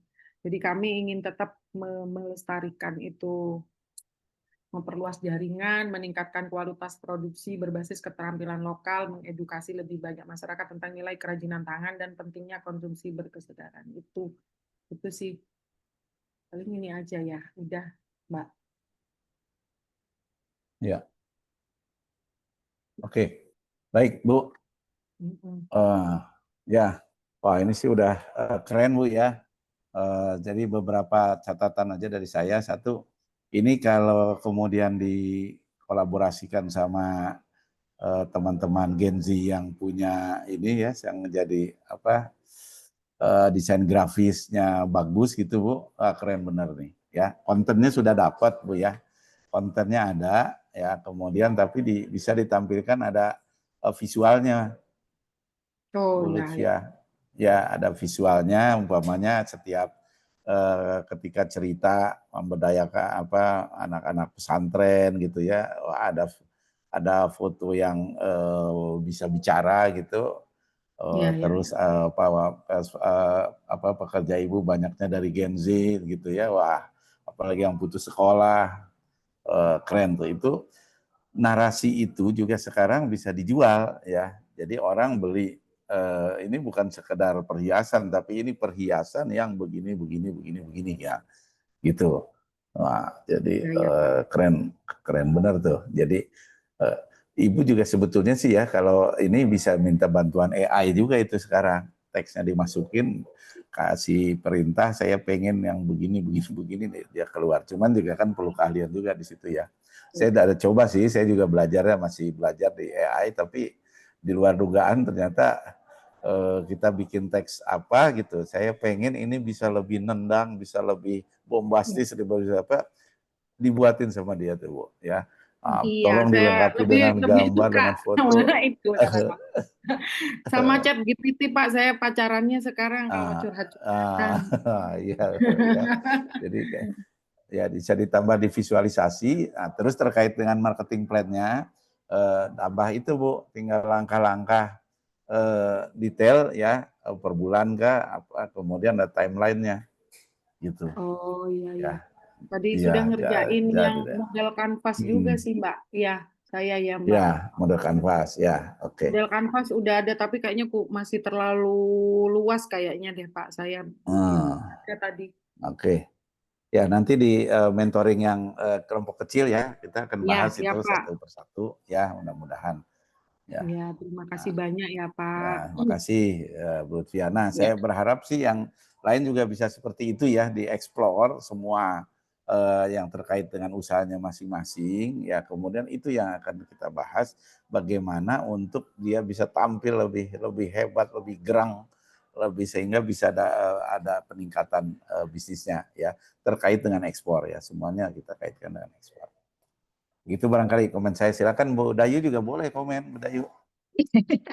Terima kasih Pak Nur. Ya nanti mungkin cuma sarannya ini benar kata Pak Nur itu kalau di teman-teman sebentar Pak Nur sebelum saya lanjut izin menambahkan takutnya teman-teman ini kan ibunya kalau dari dilihat penyampaian beliau kayaknya sudah pernah ikut kelas sustainability report dari mungkin dari program lain ya Pak ya.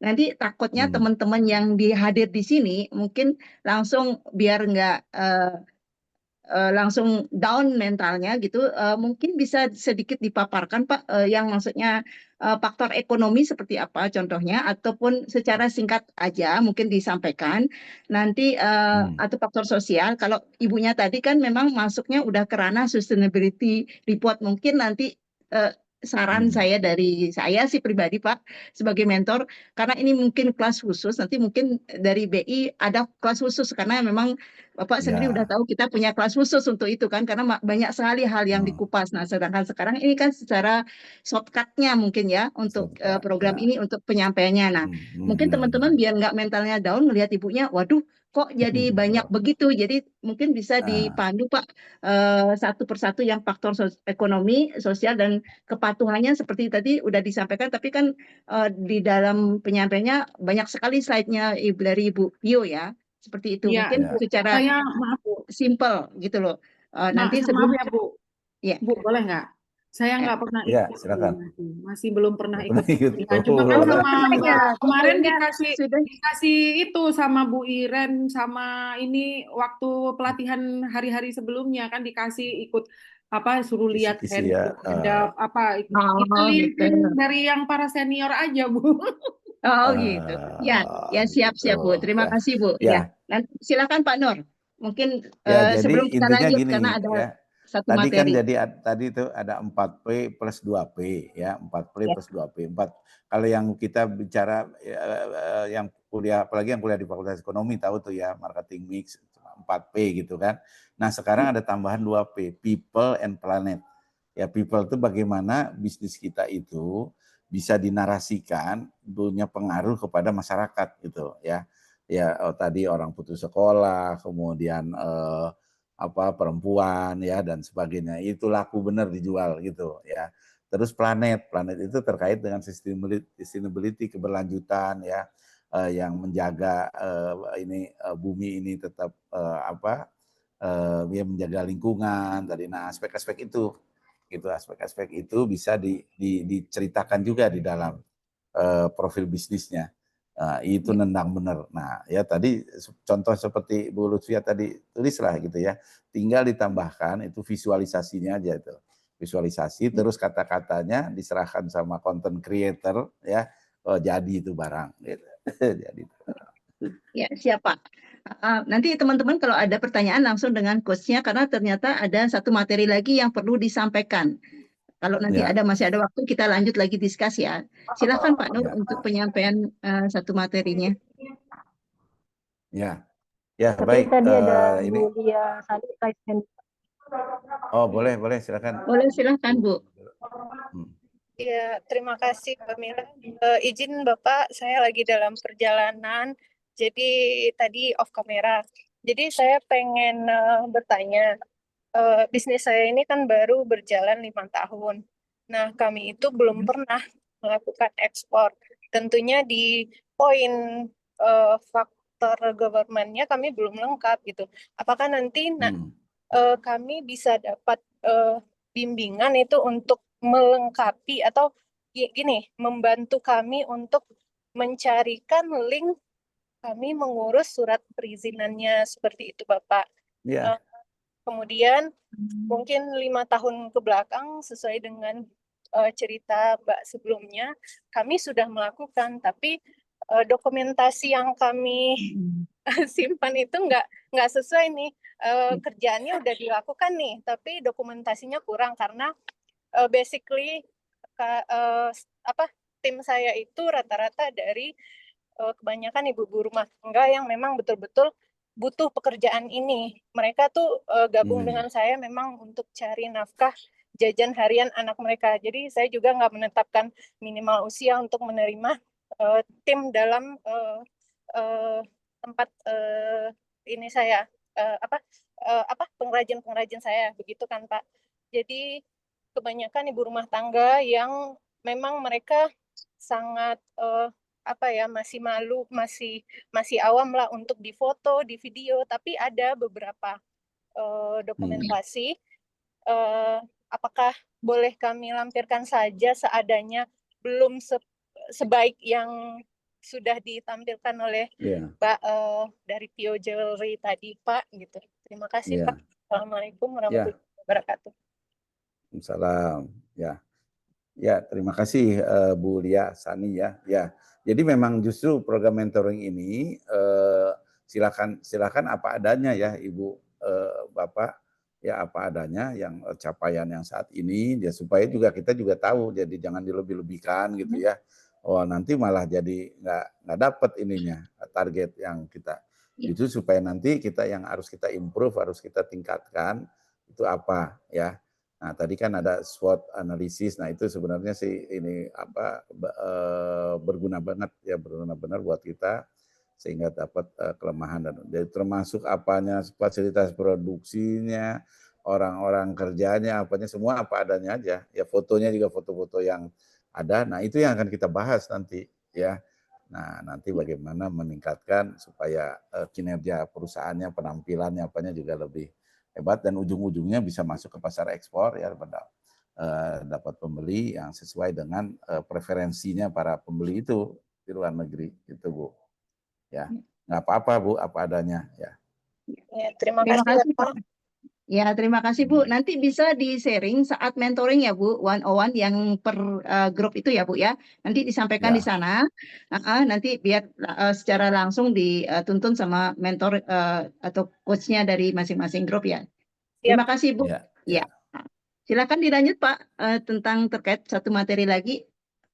Ya, baik. Ya, di sisa waktu ini singkat saja sih. Saya ingin menyampaikan karena diminta Mbak Mila nih tentang tips bagaimana memulai ekspor ya. Ini sih bukan teori, nggak ada ilmunya juga, nggak ada teorinya, nggak ada apa-apanya. Cuma ini saya susun memang berdasar pengalaman ya, pengalaman karena banyak teman-teman yang meminta biasanya kalau sudah ikut pelatihan, ikut program mentoring atau apa, oke Pak, kami sudah nangkep apa semua, tapi bagaimana memulainya gitu, apa yang harus kita lakukan. Nah, karena itu saya coba menyusun ini. Ya, tips 10 langkah memulai bisnis ekspor ya. Nah, oke. Jadi langkah pertama yang perlu kita lakukan adalah menetapkan produk andalan kita ya. Yang mau diekspor itu produk andalannya yang mana? Ya kalau produknya banyak ya jangan semuanya mau diekspor tapi pilih ya 1, 2 atau maksimum 3 saja. Nggak boleh lebih dari itu. Kenapa? Supaya fokus ya. Kemudian pilih NTE. NTE itu negara tujuan ekspor. Negara tujuan ekspornya pun pilih ya 1, 2, maksimum 3 saja. Tapi kalau kawasan bolehlah ya satu kawasan ya, atau negaranya kan banyak. Pokoknya Timur Tengah itu kan ada 12 negara. Ya, tapi punya sifat-sifat yang mirip-mirip ya. Nah, boleh itu meskipun 12 negara tapi satu kawasan saja. Tujuannya apa? Supaya fokus ya, supaya fokus. Jadi kita masuk ke bisnis ekspor ini memang ada langkah-langkah ya, ada korbanan yang harus dilakukan. Tidak karena nasib tiba-tiba aja jadi eksportir ya, tentu nasib juga, tetapi semuanya ada action, ada korbanan yang harus kita lakukan ya. Nah, ibu bapak semua kan sudah punya produk ya, tapi pilih produk yang sudah ada pasarnya. Maksudnya kita bisa lakukan riset, kalau kita buka di di marketplace di luar negeri, bukan marketplace ini ya, marketplace di luar negeri, di website-website yang ada di luar negeri itu memang sudah ada yang mirip-mirip dengan produk kita di sana. Artinya sudah ada pembelinya, cuman produk kita belum masuk ke sana. Itu akan jauh lebih mudah ya untuk memulainya. Kemudian supply dan mutunya harus continue ya, dahulukan yang itu. Yang kita bisa ketika ada permintaan kita selalu siap ya, supply-nya continue, mutunya juga continue. Kalau yang mutunya masih kadang bagus, kadang tidak, sulit ya, nanti yang ada baru sekali ekspor, 2 kali ekspor dikomplain isinya ya gitu. Kemudian kenali produk pesaing kita ya yang sudah ada di pasar seperti apa ya. Temukan keunggulan produk kita, harus ketemu. Jadi ketika kita bicara nanti dengan calon pembeli, kita yakin produk kita itu lebih unggul di sisi apanya. Kalau memang belum ada keunggulannya, ciptakan ya, apa keunggulannya ya, dan seterusnya. Keunggulan itu tadi itu termasuk dari sisi sustainability, dari sisi pemberdayaan masyarakat dan sebagainya, itu juga keunggulan ya.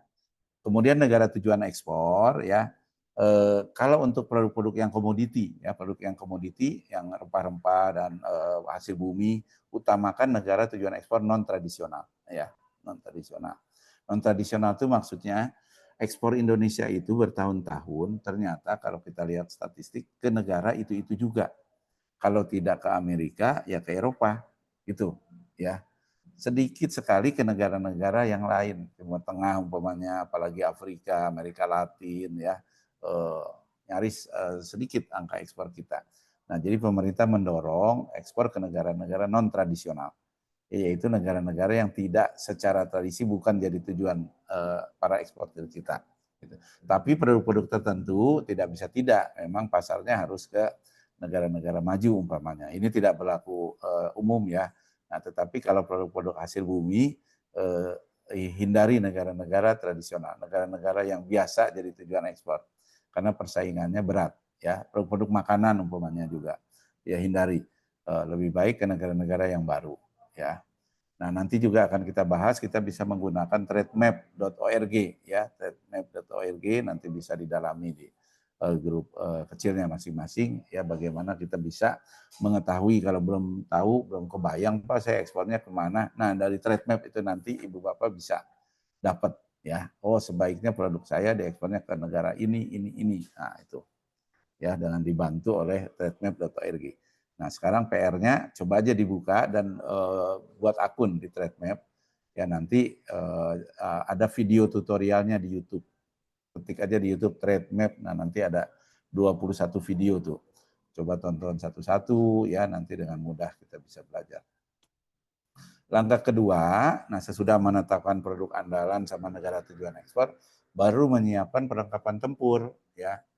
Nah, jadi seringkali teman-teman itu ingin ekspor, tetapi langkahnya nggak mau berurutan, itu masalah. Ya. Nah, jadi tetapkan dulu negara tujuannya mana, produknya yang mana. Baru siapkan perlengkapan tempurnya, brosur dan katalog, spesifikasi produk, dan menghitung biaya dan harganya. Jadi mungkin saja punya penekanan tertentu kalau kita sudah pilih negara tujuan ekspornya mana. Beda brosur kita kalau mau diekspor ke Timur Tengah sama kalau mau diekspor ke Amerika. Ya, gitu. Jadi harus disesuaikan dengan target kita. Nah, jadi siapkan ini langkah kedua. Langkah ketiga, miliki website dan akun-akun di medsos. Ya, wajib tidak? Menurut saya wajib. Ketika ibu dan bapak sudah mendeklar saya ingin ekspor Pak, harus punya website. Ya, kemudian website saja tidak cukup, harus ada akun di medsos sekarang, ada di Instagram, di Facebook, di LinkedIn, ya, dan juga ikut nendang juga TikTok sekarang, ya. Dan tentu harus ada isinya kan itu, ya, harus terus di update, ya. Banyak teman-teman dapat bayar dari sini. Kemudian langkah keempat, manfaatkan platform-platform digital for export. Ya sekarang banyak. Yang paling nendang memang Alibaba.com, ya, tapi biayanya mahal. Sekarang kalau tidak salah 30 juta per tahun bayar kita di situ. Tapi pengalaman saya pernah. Saya ikut Alibaba sejak dulu tidak berbayar, kemudian jadi berbayar, ikut tapi sekarang sudah tidak. Nah, saya banyak dapat, terus terang banyak dapat manfaat dari situ, ya. Urusan nyari pembeli udah bukan urusan lagi kalau ibu dan bapak bisa gabung di Alibaba, beneran ya, asalkan produk kita memang bersaing. Kemudian ada juga yang gratisan nih, ada inaexport.id, ini punyanya Kementerian Perdagangan, ya boleh juga ini gratis. Ini juga ada aspenku.com juga gratis, ya. Kemudian langkah kelima, lakukan SEO, Search Engine Optimization, web kita. Kita sudah punya website. Bagaimana supaya sampai saat ini kan orang kalau nyari sesuatu masih di Google, ya masih di Google. Kalau di AI buat bertanya, ya. Tapi kalau nyari mau cari fashion, mau cari jewelry, cari kopi di Indonesia, dia tulislah Indonesian Coffee.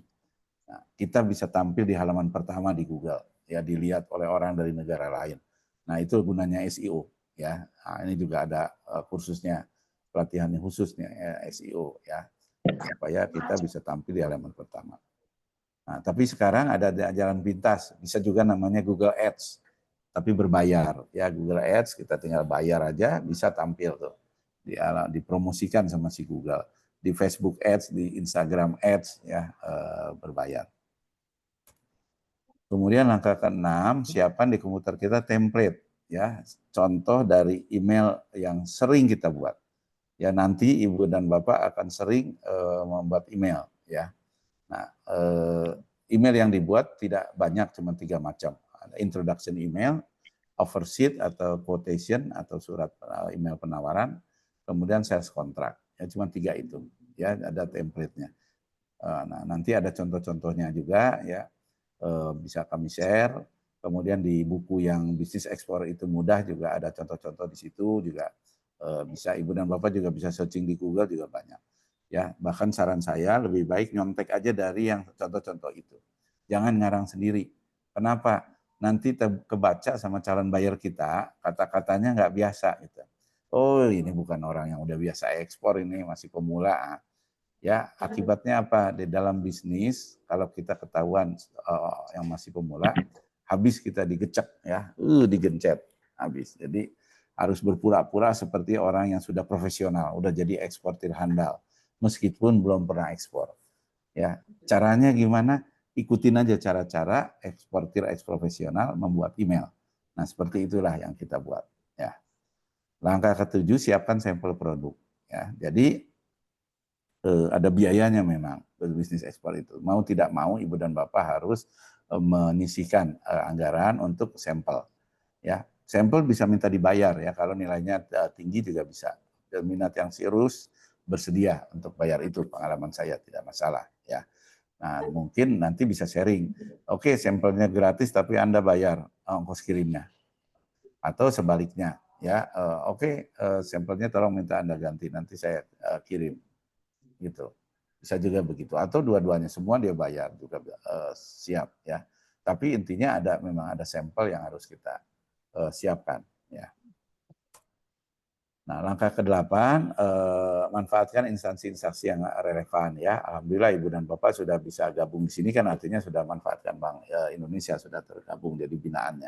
Tapi selain itu juga di daerah-daerah ada Dinas Koperasi UKM, ada Dinas Perindak ya. Di pusat juga ada kementerian-kementerian, ada BUMN yang sekarang ini memang sedang mendorong ekspor ya. Kita bisa memanfaatkan itu semua. Kemudian juga ada komunitas-komunitas pengusaha ya, juga bisa ya. Ada KPMI, Komunitas Pengusaha Muslim Indonesia, ada TDA ya, dan sebagainya, banyak sekali. Nah, kemudian di luar negeri, Ibu dan Bapak juga bisa memanfaatkan perwakilan dagang kita di luar negeri. Ya, pejabat atau petugas Indonesia yang ditugaskan di luar negeri untuk membantu pengusaha Indonesia masuk ke pasar tempat mereka bertugas. Ya, ada 2, ada Atasé Perdagangan dan ada ITPC atau ITPC, Indonesian Trade Promotion Center. Seluruhnya ada di 46 kota di dunia. Nah, ini petanya. Ibu dan Bapak bisa klik ini, atau nanti bisa juga buka websitenya Kemendag, Kementerian Perdagangan ya. Klik di situ perwakilan dagang di luar negeri. Nah, nanti muncul peta ini. Nah, ini kalau kita tekan, klik 1 titik akan muncul nama petugasnya, nama pejabatnya, dan alamat emailnya, alamat kantornya ya. Itu bisa kita berkenalan. Situ pilih yang menjadi negara tujuan ekspor kita tadi ya. Nah, kirim email perkenalan ke mereka.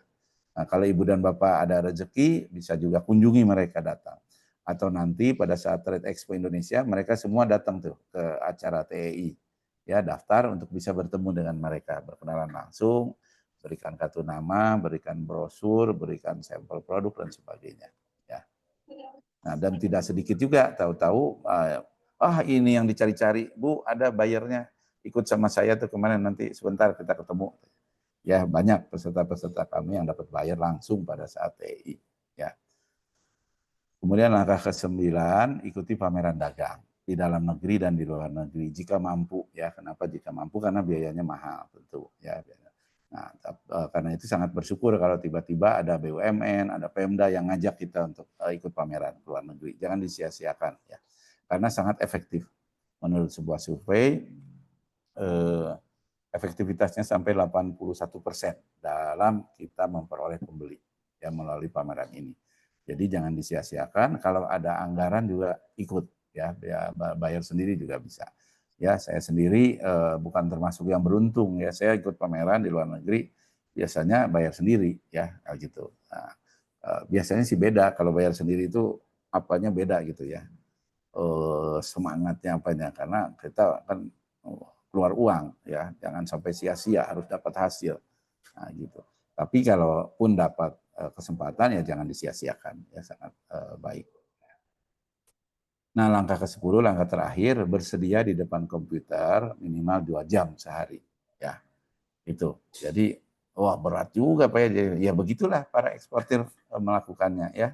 Ini kelihatan tuh kan Mbak Budayu itu kayak kurang tidur karena buka-buka internet tadi malam ya di depan komputer lebih dari 2 jam sehari. Apa yang dilakukan? Ya, satu, mempelajari data ekspor impor di negara tujuan ekspor. Ya, buka-buka di trade map. Sehingga kita tahu posisi barang kita, produk kita tuh ada di mana. Bisa beneran nggak bisa bersaing ya. Tahu varian-variannya, kemasannya, ya model-modelnya dan sebagainya. Kemudian yang kedua melakukan market analysis ya. Nah, ini juga bisa memanfaatkan trade map ya di situ. Nanti si trade itu akan merekomendasikan kita sebaiknya produk Anda diekspornya ke negara ini gitu. Nah, kan luar biasa. Berdasar data ya, bukan berdasar like and dislike. Kemudian mendaftar di portal-portal bisnis ya, di marketplace, di platform yang ada di luar negeri ya, yang ada di luar negeri.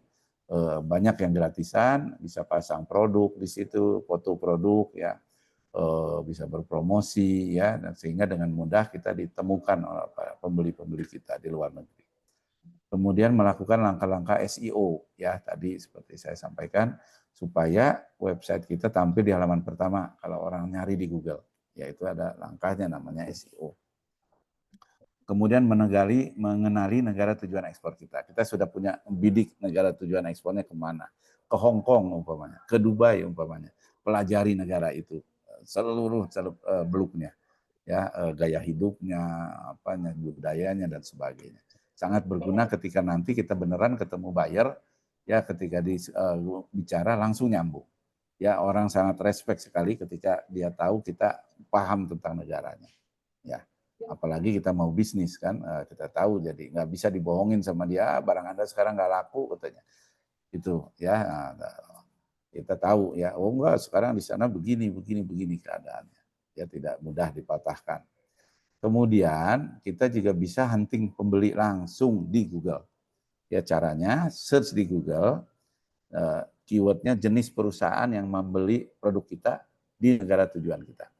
Umpamanya produknya kopi, yang kita mau ekspornya ke kafe langsung, ya langsung aja tulis kafe Dubai umpamanya di Dubai. Keluar nggak itu nama-nama kafe di Dubai? Keluar kan? Nah, cari alamat emailnya, dan lakukan terus setiap hari. Ya, nah ininya seperti ini nih rasionya. Kalau kita kirim ke 100 alamat email, ya email perkenalan yang pertama dikirim email perkenalannya. Jangan sekali-kali kirim email penawaran ketika kita baru kenal, apalagi belum kenal. Kirim perkenalan, target kita yang utama adalah dapat balasan. Masih jauh, dari order masih jauh. Ya dapat balasan aja. Dapat balasan dari 100 yang kita kirim, biasanya ada 20 yang balas. 20 yang balas, tidak semua balas. Nah, kemudian sampai mereka minta inquiry. Inquiry itu meminta penawaran. Ya, mula-mula dia nanya dulu, nanya lagi, baru minta, oke, tolong kirim penawaran untuk produk yang ini. Kita kirim penawaran. Nah, ya quotation kita kirim, pasti ditawar. Ya Ibu Bapak, pasti ditawar. Jadi jangan kaget, memang ditawar. Persis seperti kita jualan di dalam negeri. Ditawar, karena itu kasih cadangan untuk orang nawar, ya harganya itu. Nah, biasanya jadi 5, dari 20 jadi 5. Ya. Nah, tawar-menawar, negosiasi, insya Allah 1 jadi pembeli. Gitu. Ya. Jadi, asalkan Ibu dan Bapak mau melakukannya, setiap hari targetkan dapat aja 10 alamat email. Ya. 10, nggak usah banyak-banyak, 10 aja setiap hari, tapi kirimkan terus setiap hari. Ya, insya Allah perhatikan tidak dalam waktu yang lama akan dapat buyer dari sana. Ya, Indonesia memanggil bagi Anda yang memenuhi syarat, bekerja keras, menyukai tantangan, siap bekerja dalam tekanan, penghasilannya insya Allah unlimited. Jabatannya jadi eksportir. Anda pasti bisa. Ya, terima kasih. Dayu saya kembalikan. Terima kasih Pak Assalamualaikum warahmatullahi wabarakatuh. Waalaikumsalam. Ya, terima kasih teman-teman. Itu sharingnya Pak Nur bukan dari teori tapi dari pengalaman langsung. Jadi di-sharing, dirangkum dalam 10 poin ya. Jadi teman-teman bisa dipraktekkan satu persatu ya. Nah, tadi Pak Nur negur bukan masalah karena saya nyari produk, Pak, tapi komunikasi dengan buyer karena kan beda waktu, Pak. Kalau negara Ya, ASEAN ya sama waktunya ya, mirip 1 jam. Kalau di luar itu biasanya ya kita harus memang konsekuensinya seperti itu ya, gitu. Jadi beda waktu, dia malam kita siang, dia siang kita malam, jadi gitu, seperti itu, Pak. Ya, terima kasih Pak Nur. Ini masih ada waktu sekitar 4 menit lagi kalau di jam saya ya Mbak Mila ya, masih sama kah?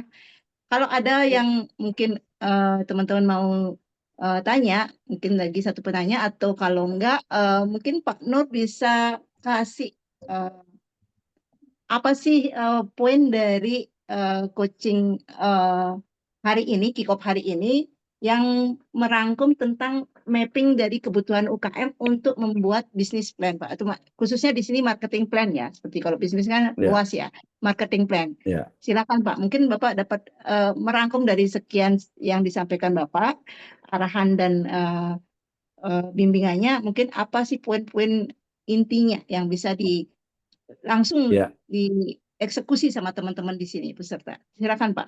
ya, baik. Terima kasih Mbak Dayu. Ya, jadi yang pertama kita mengenali dulu profil dari usaha kita sendiri ya. Meskipun tentu pasti sudah kenal, tapi maksud saya dituliskan itu. Dituliskan dengan kerangka seperti tadi. Itu contoh aja ya yang ada di materi itu. Tidak harus persis seperti itu. Boleh dikembangkan kreativitasnya yang lebih baik, tapi jangan dirubah tapi jadi nggak lebih bagus. Harus kalau dirubah harus jadi lebih bagus. Ya profil usahanya. Kemudian lakukan pengenalan terhadap usaha kita. Cara paling mudah lakukan SWOT analysis. Ya, tahu kekuatan, kelemahan, tahu peluang dan ancaman. Ya, nah itu jadi terukur untuk menyusun rencana strategis dari situ. Nah, rencana strategis dengan punya rencana strategis kita bisa menyusun program. Nah, program, nah itulah dan rencana pemasaran, marketing plan. Nah, marketing plan itu turunan dari rencana strategis, ya.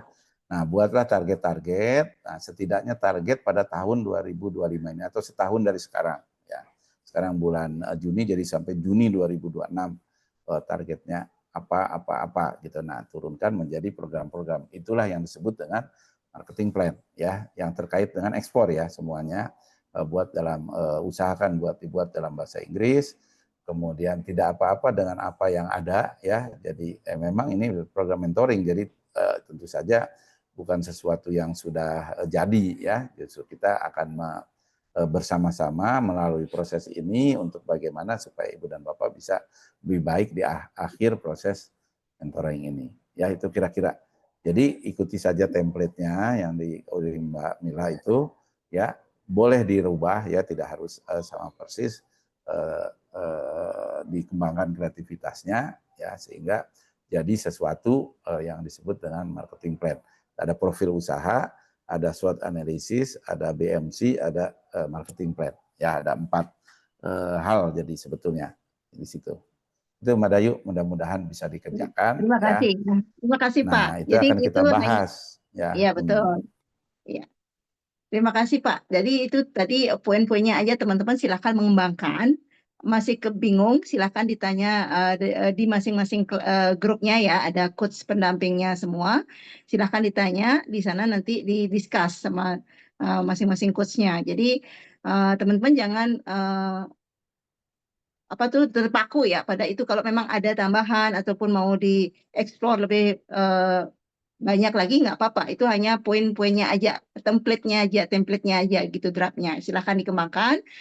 Nanti untuk coaching hari ini, terima kasih Pak Nur sudah membimbing kita semua, termasuk saya juga. Saya banyak belajar juga terkait mapping untuk kebutuhan sebagai pelaku UKM ya, khususnya di bidang ekspor. Jadi kita bisa menetapkan marketing plan kita. Untuk selanjutnya sampai bertemu di kelasnya coaching 101 dari grup masing-masing. Silakan diatur jadwalnya seperti itu. Dan untuk pertemuan berikutnya Silakan Mbak Mila, mungkin ada pengumuman dan sebagainya. Saya tutup. Terima kasih Pak Nur. Selamat siang. Selamat Ya, siang. terima kasih Ayo. banyak Pak Nur Samsu, Mbak Dayu atas sharingnya ya, luar biasa. Jadi kita kasih kesempatan untuk teman-teman mengisi untuk workbook-nya dulu. Jadi mumpung ada liburan Idul Adha juga ya, lumayan. Tapi kalau pengusaha mah nggak berpengaruh ya. Walaupun tanggal merah, walaupun cuti bersama. Silakan nanti kita berikan kesempatan dengan target waktu tertentu karena isian daripada workbook ini adalah salah satunya untuk kita bisa memperkenalkan produk Ibu dan Bapak kepada perwakilan dagang, kepada buyer gitu ya, ataupun nanti juga bisnis Ibu Bapak masing-masing. Ya mungkin sementara itu untuk infonya, insya Allah nanti Ibu dan Bapak sebagai PIC dan juga anggotanya akan kita invite di grup yang bersama para mentor untuk masing-masing. Saja mungkin yang bisa disampaikan. Sekali lagi terima kasih kepada Pak Nur Samsu, Mbak Dayu untuk sharingnya, juga kepada para mentor yang hari ini sudah hadir, ada Mbak Iren, tadi Pak Edi Prianto, Kak Aris, Bu Yanti, dan juga semua teman-teman dari UMKM Fashion Sumatera. Sebelum kita tutup, mungkin kita bisa foto bersama ya. Silakan kalau memungkinkan dibuka kameranya. Oke, kita dokumentasikan dulu sebentar. Kita hitung 1 sampai 3 ya. 1, 2, 3. Boleh jempolnya. Oke. Baik, terima kasih sekali lagi. Alhamdulillah hari ini telah selesai. Insya Allah nanti kalau misalnya ada pertanyaan dan sebagainya, silakan bisa ditanyakan di grup ataupun di japri ke kami. Sekali lagi terima kasih ya Pak Nur, Pak Dayu. Terima kasih Ya, semuanya. terima kasih. Terima kasih Mbak Mila. Izin pamit. Terima kasih, Mbak Ya. Izin Mila. pamit. Yo, jadi tutup. Assalamualaikum. Waalaikumsalam.